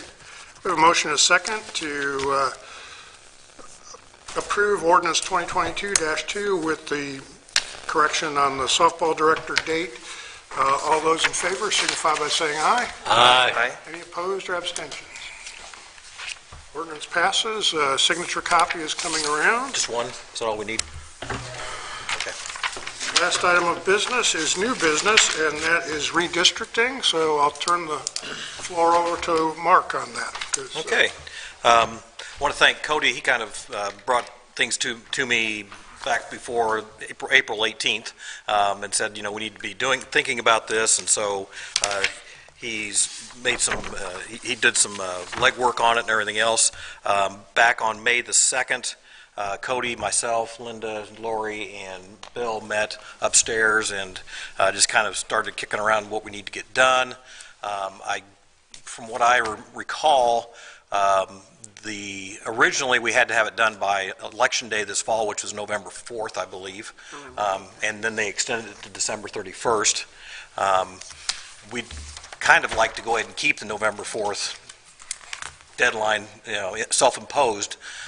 If for no other reason than, hey, we've met the original deadline anyway, but also whatever we do, we can pass it along. If we can get this passed before the election, we can get it to the clerk, we can get it to the voter registration, Stacia Hathaway, and they can work with Robbie and the plat office, whatever all of them can start working on the day after the election. They won't work on it. You know, I talked to Stacia the other day. She said, I don't think we're probably going to turn the screw on it at all until after that date. Anyway, that way, because, you know, our primary is going to come up in May, and we need to have this in place, and the sooner we can have it done, and maybe with the clerk being termed out, so Heather will be moving over potentially to the recorder's office, and the recorder moving over to the clerk's office. I believe that's how it's going. But anyway, so maybe Heather can get, you know, since she's very familiar with it and her staff and everything else, they can get it, you know, fairly far down the road and maybe even completed what they need to do. I don't know how much time it'll require, but, you know, I kind of think it'd be better to get that done earlier. Anyway, so in our meeting, we did have a proposal from a firm in Indianapolis, a law firm, KGR, Kroger, Gardis, and Regis, which I understand is the gold standard of this and everything else, of doing this. And it's kind of expensive. And I think we've also gotten another quote too from Ice Miller, and they're very competitive. Actually, we got an updated one just yesterday from Kroger KGR, which is a little lower. Really? Yeah. It's 30. This one is for $32,500 plus $8,500 for the mapping. We do have a budget of $50,000, and I don't know what Ice Miller came in. I think it was a little bit more than that, but it's around 40,000 or something like that, or 45,000. 35 and 10. 35 and 10, so 45. So I mean, we're looking at a lot of money, but we do have a $50,000 budget. Speaking with Bill after the meeting, several days after the meeting, he said, you know, we put 50,000 in, thinking that, you know, if we get challenged on it, somebody sues us, we have those would be legal fees that we might need to incur if something goes sideways on it. But not that we necessarily need to spend it on up front. If we do, they pretty much guarantee that they'll represent us and that you know, we would not have any issues. However, with all that said, ironically, I had a phone call when I got back from on May 2nd from Kelsey, and it was a totally unrelated issue. And I called her back, and we just got talking about it, and she says, well, I hope you're not planning on spending a lot of money. So I would like to, you know, Kelsey's got, you know, if you go to Indiana Local Redistricting.com, she's got a website there, and it shows all about Indiana. Putnam County was done. Darrell, you were involved in this, so undoubtedly you might remember back 10 years ago, going through all this and everything else. So, you know, complicated. Pardon me? It's complicated. It's complicated, yes, no question about it. But so we might not, if we have other options than just using a legal firm from Indianapolis. It's going to cost $40,000 or more, and I'd like for Kelsey to, if she'd come on up and make her presentation, because she knows more about this than all of us combined, I'm sure. I'll just make one request, Mark. Yes. There's a house in my district where the line apparently goes right through the bedroom. Right through the bedroom. Well, which we think, because the husband and wife, when they voted in two different districts. Oh, they did? Yes. Okay, so right down the bed, right down the middle of the bed. Yes. That would be my one request, that we clean that up. Okay. Great. Thanks, Mark, very much for asking me. So local government redistricting in Indiana has been a major part of my life for the last 11 years. And I want you to understand, it's very fundamental, is that local government redistricting in Indiana has changed a lot during that 11 years. So this is not the beast that you had 10 years ago to deal with. And folks here in Putnam County are the driving force behind that. So, and in doing all this work, I have the exact same goals that all of you have, which is to make sure that we have as close electoral and representational equality in our community as possible. So my basic pitch, as Mark has already foreshadowed, is that local government redistricting for a community this size is not difficult. It should not be expensive at all. It should produce no rancor within the community or within the council, and that there's absolutely no new reason to hire outside super expensive people, that you have everybody here that you need who have the talent and integrity to be doing this job. So let me tell you a little bit about how things changed. In 2011, the Indiana Electoral Division was telling local governments that it was optional whether they redistricted. And as a consequence of that, virtually no counties were redistricting in 2011, and no one knew which school boards in the state had to redistrict, and so almost by definition, none of them did. So we stumbled upon this quite by accident. My students and I did, and of course, unrelated to redistricting, we stumbled upon this information. And we went to the county commissioners and to the county council and said, hey, Putnam County hasn't redistricted in 50 years, and you're hopelessly out of compliance at this point. And I'm thrilled to say that the council, especially Phil Gick, immediately supported us on this and said, yep, we got to do something about this. And they made the mistake of putting me on a committee with two other old ladies, and we tried our dangest to come up with it. Was an hour before the commissioners were meeting, and I called my son, who's a high school physics teacher, and said, we are screwed. We don't have a map. And in 1 hour, he sent me 3 maps that met all of the requirements, 3 quite different maps that met all the requirements. So that was one of the first things that I learned about local government redistricting, is that you want to involve young people in this process. And they're much better at it than we are, especially people up in their 70s like me. But they also think it's fun. So let me get back to that. So we worked hard on trying to get school boards and counties to redistrict. We mostly failed. There was lots of discussion at the legislature about whether or not, in fact, local governments that have single-member electoral districts have to redistrict, and it's clear from in state statute and court precedents and everything that they do. And so we spent a lot of 2012 creating the website that Mark mentioned. And again, it's indianalocalredistricting.com. And if you go on there, for every county except for the 3 largest, we have maps, we have data, and we have analysis of what's wrong with their redistricting, or in the case of a handful of them, what was right. We released that website in 2013, February 2013, and I'm delighted to say that 23 counties then immediately redistricted based on our analysis of what, most counties had no clue that they had to do this. Quite in contrast, however, to the Indiana Association of City and Towns, which is now Indiana Association of Municipalities, is that? Accelerate Indiana Municipalities. Okay, something like that, yeah.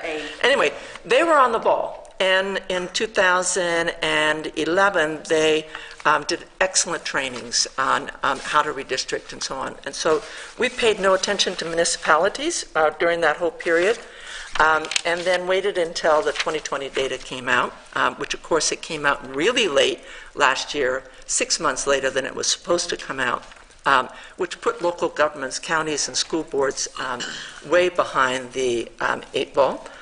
And we spent 6 solid months, 2 former students and I, just tracking what was happening in counties, and very delighted to say that only 23 counties this time did not redistrict or botched it completely. And when I say botched it completely, I'm not talking about, they got 10.5%, population deviation. They had population deviations of 40% or 50%. That they have districts that are completely non-contiguous and quite separated. We also, for the very first time, contacted every single school board in the state, all 275 plus, and all county clerks to find out which school boards had to redistrict.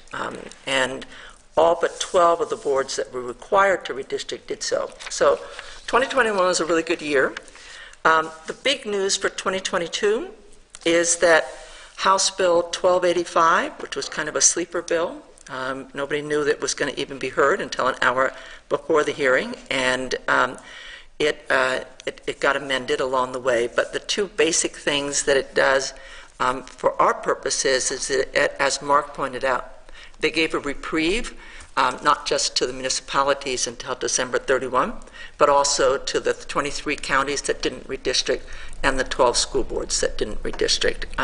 But, and this is the big but, after December 31, the bill, now the law, says that after December 31, 2022, the only way for any local government to have their redistricting put into effect is for there to be a lawsuit.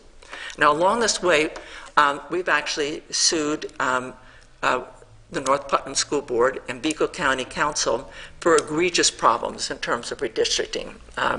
One, because there's almost no way you can lose a suit like that.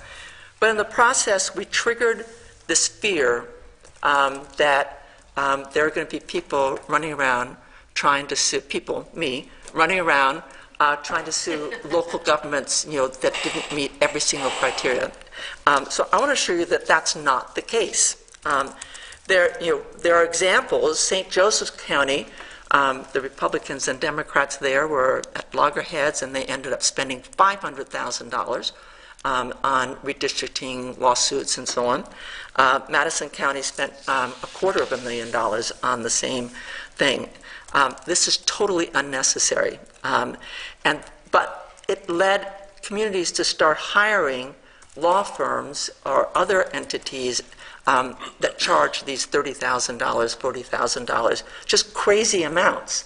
So I'm pretty experienced now at redistricting, helped a lot of counties and a lot of school boards, and it takes me a couple of hours for each one of them.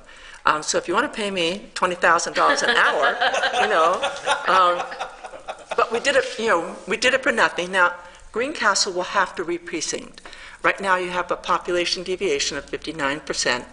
The only way we could figure out to bring it, the lowest we could get it without changing any precincts was down to 30%. So right now, people in City Council District 1 have twice the say electoral power as people in District 4. So clearly, there's a lot of work to be done here, but it's just not complicated, very complicated work. So you're going to have to re-precinct, which means that it's going to take more than 2 hours to do. And I have some specific suggestions how to do it. First of all, if you want to read precincts, you pretty much have to have GIS. So you want to make sure that you're including people who understand. Well, I see Veronica nodding her head. I know you're a real expert on these things, and I imagine, Cody, you probably know how to do it as well. Even old people like me can learn it. So I have some specific suggestions. First, make sure that your redistricting is a public process at every stage, which means you're transparent, you welcome public commentary and input, and you invite collaboration with members of the public and with civic organizations, and invite them all to submit maps. The second thing is, of course, that you adopt a final map that meets all the stated criteria. That's compact, contiguous, population deviation no more than 10%, preferably lower. You want to keep your neighborhoods together as much as possible. You can't cross precinct lines. And none of that is hard for Greencastle. We're not talking about some mega city here. It's pretty easy to identify what the neighborhoods are, et cetera. But the third is that you adopt a map that the council can agree on unanimously. If you can check all three of those boxes, that you're transparent, that you meet the basic criteria, and then you agree on the maps, there's no grounds for you to be sued. There's just no, you could be sued, but it would be considered a completely frivolous lawsuit. So more specifically, I suggest that you invite the public into the process. Provide them with guidelines, hold sessions, and then actively invite people to submit maps so that you get a broad range of maps. And that you also involve civic organizations. And that's a really cool kind of public education process. The second thing is that you solicit maps from the following groups: Greencastle High School students, government majors, whatever, not majors, but students taking government courses, recent grads from Greencastle High School, DePaul students who are taking GIS classes. DePaul has a fabulous GIS center, and it's as good a GIS center as you're going to find anywhere in the state of Indiana. And I did try to talk Beth into being hireable, but she said no. She's Beth Wilkerson. She's the one who runs it, but her students are superb at it. And you could. I bet, Veronica, you could come up with a great map in no time. I bet Marcy could do that. I could. Jim. No, not you. I'm not pointing to you, Mark. It's a math problem. It is a math problem. That's right. And I suggest that you actually do spend some money on this. I think you ought to offer a $500 prize to the winning map to get more and more to come in. Now, Cody, when we talked earlier before the meeting, you were talking about that I think your highest priority was to get the population deviation down as low as possible. And it is possible to get it down to zero. Once you're re-precincting the city, you could get it down to zero. I would argue that your best map is very cognizant of having a low population deviation, but prioritizes keeping neighborhoods together. The nice thing about municipal redistricting is you have space to play. You have to be on below 10% population deviation, and you probably want to get below 5 or 6%. But then you're going to want to look at different maps. Some, Cody, that would have zero population deviation, and others that prioritize different neighborhoods. So if I were you, I would try to solicit some. As I said, I think getting them from the senior government classes would be really cool. And getting them from students who are trained in GIS, getting them from civic organizations like League of Women Voters, and then just getting them from private individuals. And then you can weigh out, I like this part of this map and that. In other words, instead of paying $40,000 for some entity to come in and say, well, here are your three choices.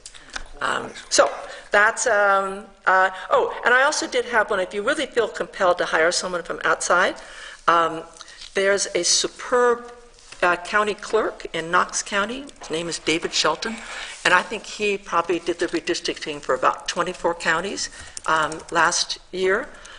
He's a whiz at doing it. Another person is Josh Messmer, who's the county administrator of Morgan County. in Martinsville, and they also did a brilliant job. And if the Democrats on the council are concerned about having a Republican, which David and Josh both are, you could find a Democrat to balance them out. But this is not hard. It's not expensive. It doesn't take a long time. It can be a heck of a lot of fun, and it can draw people into the process that wouldn't normally be involved. Okay. Any questions? Yeah, everyone. The last time we did this, which I know was rushed, and there were some personnel reasons we ended up where we ended up, the sticking point is when you talk about neighborhoods, how do you handle a university neighborhood?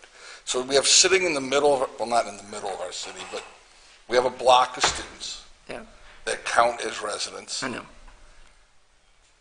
Is best practice to lump them all together? I mean, in the past, I think we've tried to split up the DePaul block. Is there, I'm thinking, I know Columbus, Ohio, where I'm near, they used to always go back and forth with what to do with Ohio State. We're not that big, but probably some of our percentages could sit there. Yeah. So I think, again, Adam, this is, something that you get a bunch of different maps, and, look at this one, that one seems fairer, then I'm inclined to definitely to split them up. But that doesn't mean that's the right answer. Again, if the more maps you get, the more you can kind of weigh off these different advantages and disadvantages. There's no perfect map. It'd be fun to let our students take a stab at it, high school students. High school's going to be out here. Yeah. So Yeah. But I was thinking, I mean, you could get them during the summer or, whatever. Yeah, Bill. So, Chelsea, I had contacted somebody to do the map, and they sent me the block census data and a table, which we can make available. And then they also sent me, I've not messed with it, 3 different publicly available software programs that people are available to the public to do some of the stuff, and I'll run those by you to see if you can have an opinion on how legitimate they are, because I have no clue. Yeah, you don't want to run them by me. You want to run them by Veronica or Beth Wilkerson, or I was wondering if you were familiar with them, because Yeah. they're in the public domain. Their GIS now is so available, and they're also, it's inexpensive. They'll also provide it free of charge for high schools, but there are also these lots of these sites. I think there are quite a number of different ones where you just plug in all the numbers and it just draws the maps for you. My other question, if people have, is we're heading into summer. The DePaul kids are heading home. High school kids are out of school. I love all of our civic organizations in town, but we don't have standing room only, even on our most controversial meetings. I think I can remember one meeting in my tenure on this council where we actually filled the place. Are we going to get enough interest from people, are the civic groups in town, or even the local parties going to bother to submit stuff? Yeah, so I do think you need to actively solicit, some people to be providing the maps, and, I think the clerk in Knox County, who I mentioned, I think he does them. He did them all free last year, and I want to make. I was also doing them free. That I think this year he's charging a few $100s.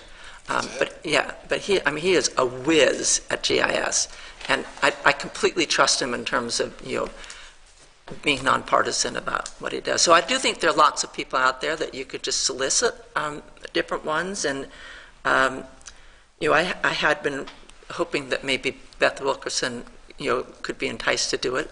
But she must have students, Adam, that, are really, really, I know her sons are great at it. I mean, my son Aiden knows how to do it. I think you could get it from 1 hour. Yeah, well, from DC to Greencastle. Yeah. Except, you see, what was different is that no precincts were being changed, because the more precincts you have, the easier it is to actually just shuffle your precincts around. I mean, they always have to be contiguous, but you only have 8 precincts here, and so that makes it harder.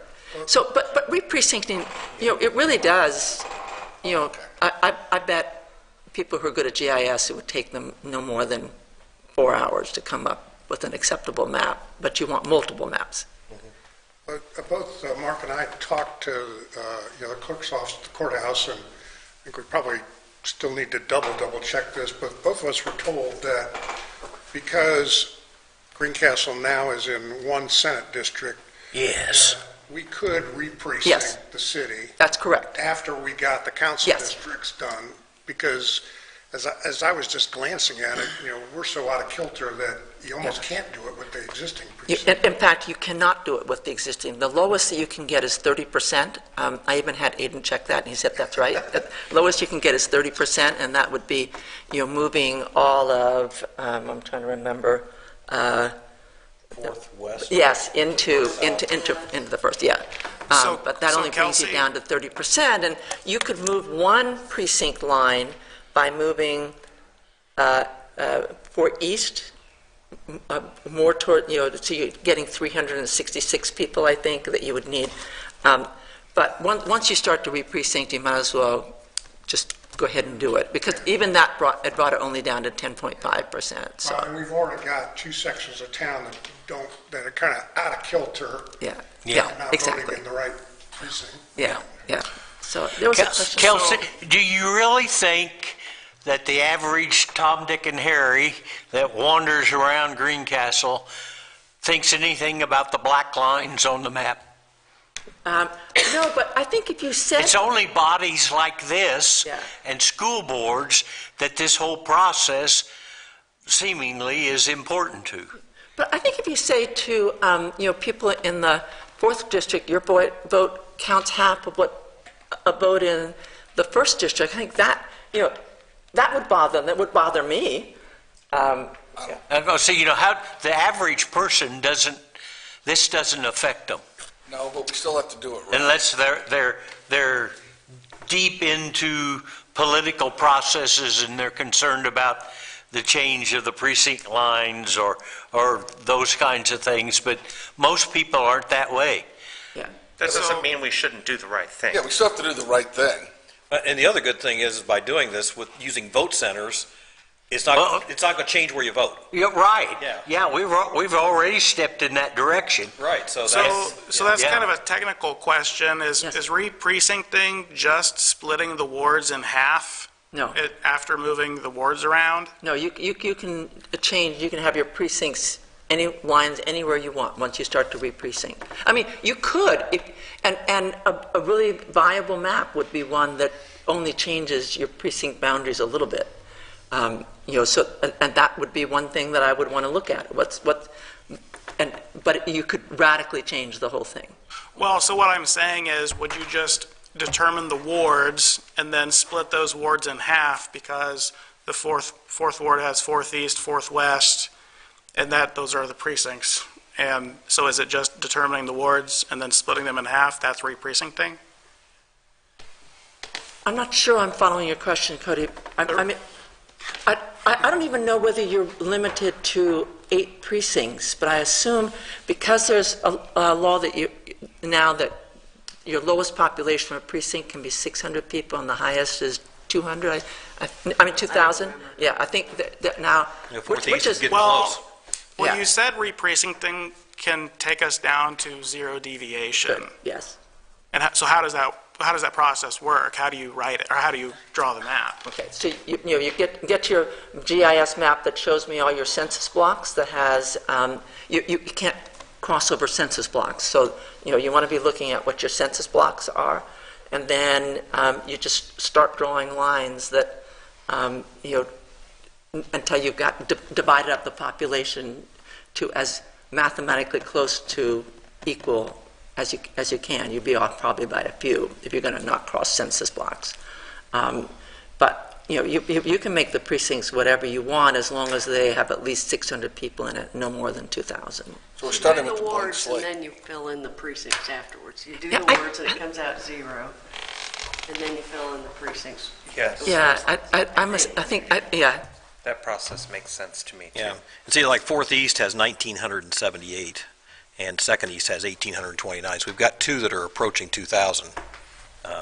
And like in fourth Ward, you got 1,090 in West and 1,978 in East. So you've almost got double the number in East that you do in West. So So we can rebalance those, but I think what we're saying, I think what Cody's saying is, can we just get the wards and make sure there's very little deviation in the size of the wards, and then we can take and divide them somewhat in half. Exactly. You know, it doesn't have to be Actually, exactly. now I understand your question. Yes, you're driving, I'm not used to the term wards here. Oh, sure. So that's the same as a county council district, not the same as a precinct. Okay, yes, yes, that's exactly what you do, Cody, is that you draw your districts and then you cut them in half for the precincts. Yeah. Sorry, I was not following you there. Okay. Yeah. So I do want to be cognizant of lawsuit mitigation, and I know that a law firm would hold our hands through the whole process, and my concern is then so opening it up to a whole onslaught of maps, then if you pick one that's higher in population deviation than another, do they have standing to sue then? Yeah, so that's an interesting question. Wayne County, I noticed, had two maps that they were considering, and they chose the one with the higher deviation, even though it was below 10%. And my assumption is that they don't have standing to sue. But the main problem there is that your Republicans and Democrats were split, right? So I think just, I have faith in you guys that you can come to an agreement on, which is the best map for the people in the community, and it may come down to two, and you have to flip a coin or something like that. But it seems to me that $50,000 is a great enticement to actually get along on the topic. That's also interesting, because I think we as a council do have the ability to save $160,000 over the course of 10 years by shrinking down to a 5-person council if we decided to. So I think we're going to save money one way or the other if we decide to go that route. I have no views on that at all. But Cody, they do in the training, the attorneys who put on training definitely tell you if you find somebody, they can sue you if you don't, they have a lower deviation. Yeah. But they also say, but you have to have a good reason. Good reason. Why. Yeah, exactly. It could be that. As long as you have a justification for why you've chosen the lines that you have. That's the key for all of it. Mm-hmm. So I think the other thing. Do you supply that justification during summary judgment? When do you supply that justification? Daryl. Well, I think in the discussion, but just to answer that, so that the reason may be that my map, gets it down to 1%, and Laura's map, gets it down to 3%, but the 100 people that we carved out of the south end and put them, across 231, and another, that the neighborhood integrity. And so I just think that the council needs to be transparent about what it is that you like about these different maps, and then, your justification. Yeah. And we do have to open it up and allow other people to submit maps. That's period. That's part of the process. Daryl.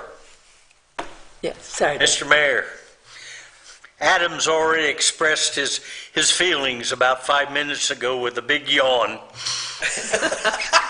And I agree with him. We can't make any decisions on this tonight, can we? Discussion. This is all just open discussion that will never have an end until we come to the end.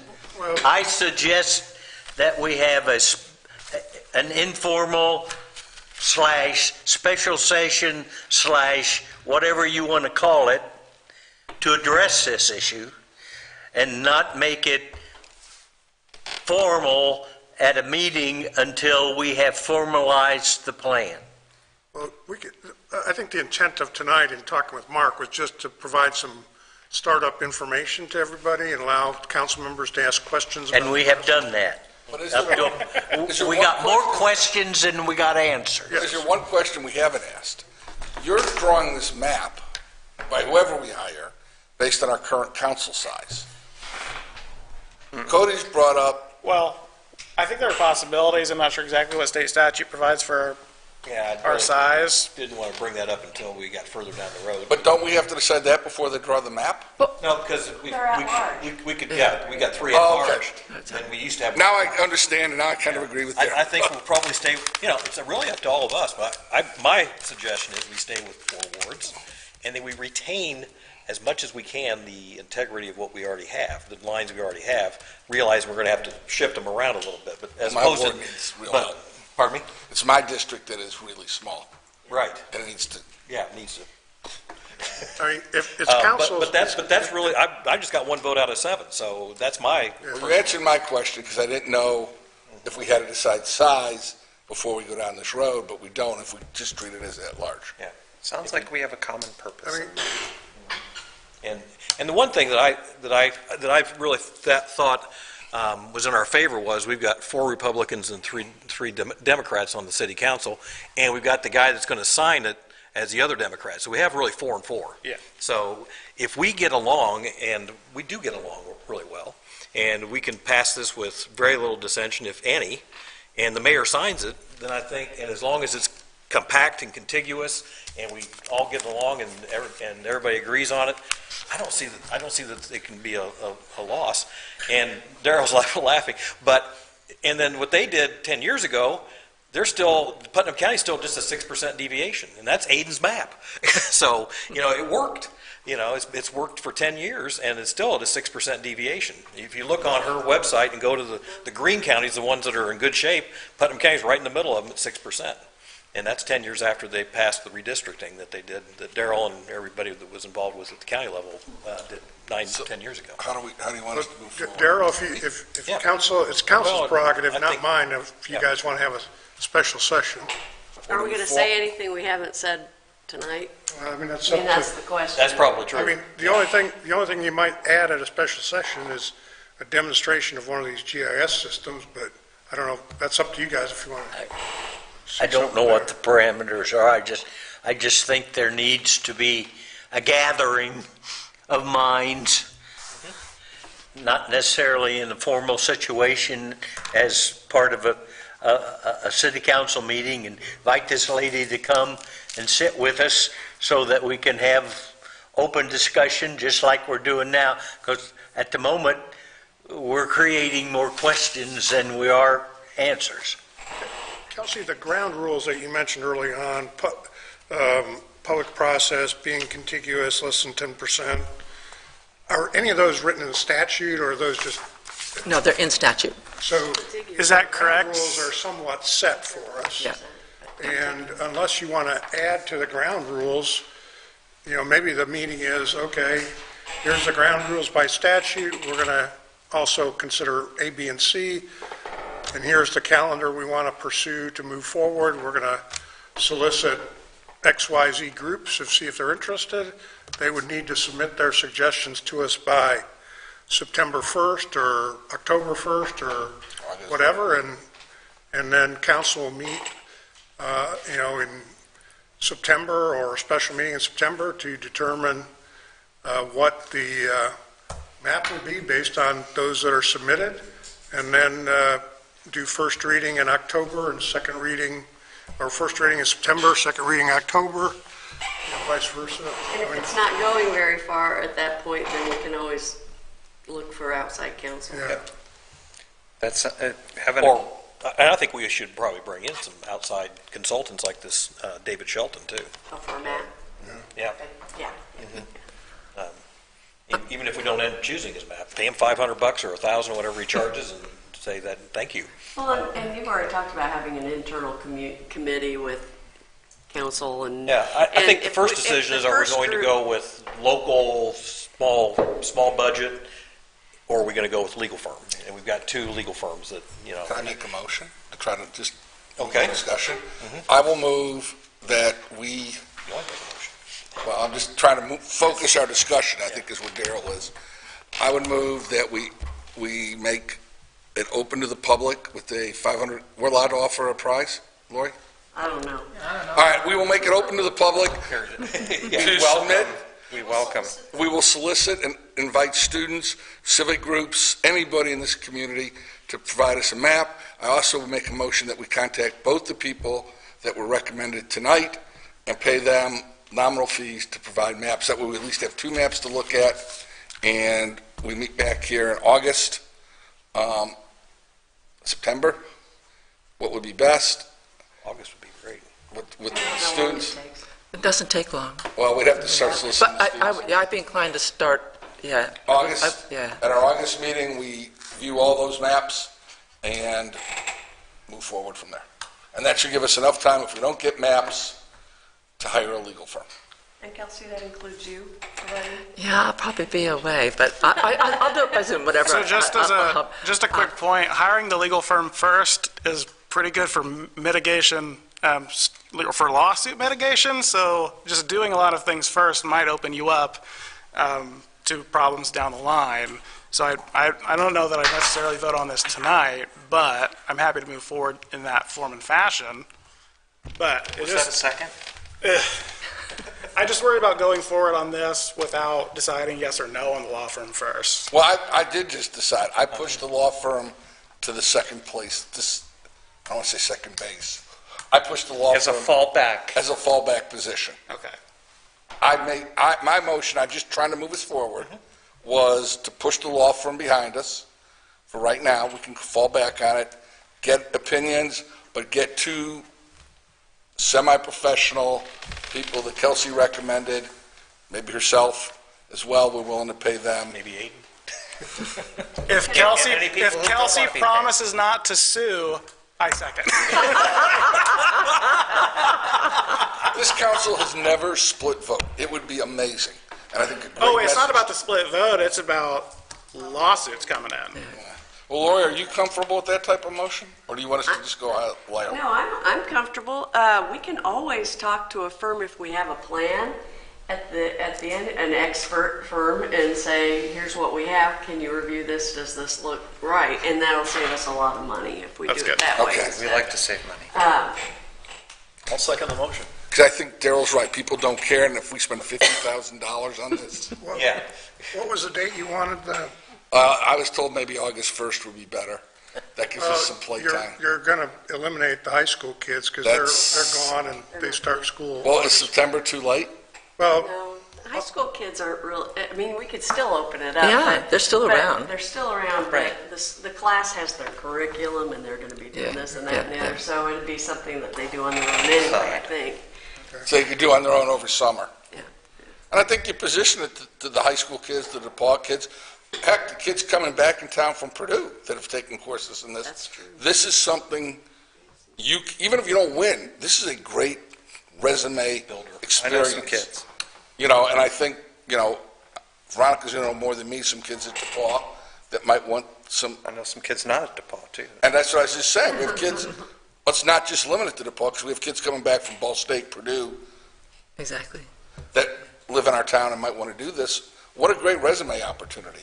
And if you have, and not just kids, getting kids involved, other people, but you have students who know how Under to do the 30s. mapping, and can get ideas from other people who don't, like me, who don't know how to do it on the computer, and then they could, if you know resources like that, that would be people who would help people who are not so computer literate like me, Like that would me. be helpful. I'll put the, Bill, I just wanted to correct one thing. I said that's all in statute, but the 10% is not in statute. It's what courts have held. okay. So courts have said congressional deviation can be only one person, and I think the legislature then is like 2 or 3%, and then, the local government then are 10%. So it's not in statute. But what is the actual percentage? Pardon? What is the actual percentage for local governments? There is no, I don't think there is an Yeah, so actual- courts Or have, in case law? yeah, case law. That 10% has been the usual rule of thumb, the one that I've heard. But if you talk to the attorneys who are putting on the things, they say, you better have it not 10%, it better be lower than. That's a really And good obviously, marketing ploy for them, isn't it? 10 years. You want it to be lower than Yes. 10% regardless. And since you're re-precincting, it will be below 10%. It's just, it's once, if you're trying not to change a precinct, then, which was the That makes problem that everybody faced last fall, is that there wasn't time to re-precinct. So that, they were really looking for the 10%, but, yeah. Go with the lowest deviation, call it. We don't have to hire a law firm to defend it.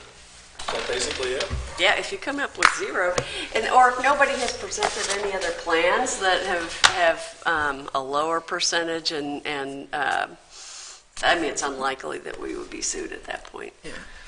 Are we okay with calling a question? Do you feel like you have a proposal we can work with? Yes. I'll call the question. So August 1st is the date you want them in?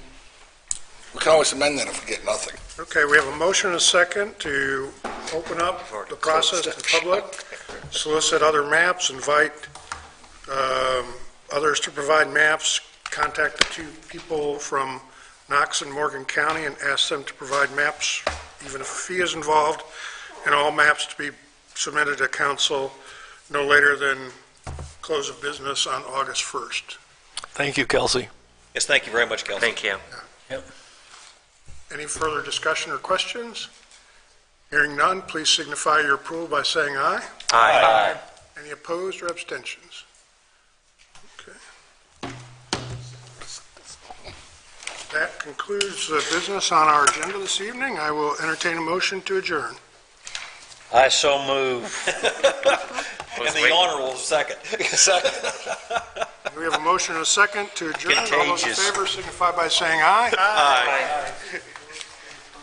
And we are still, Okay. we're still on TV. So Veronica,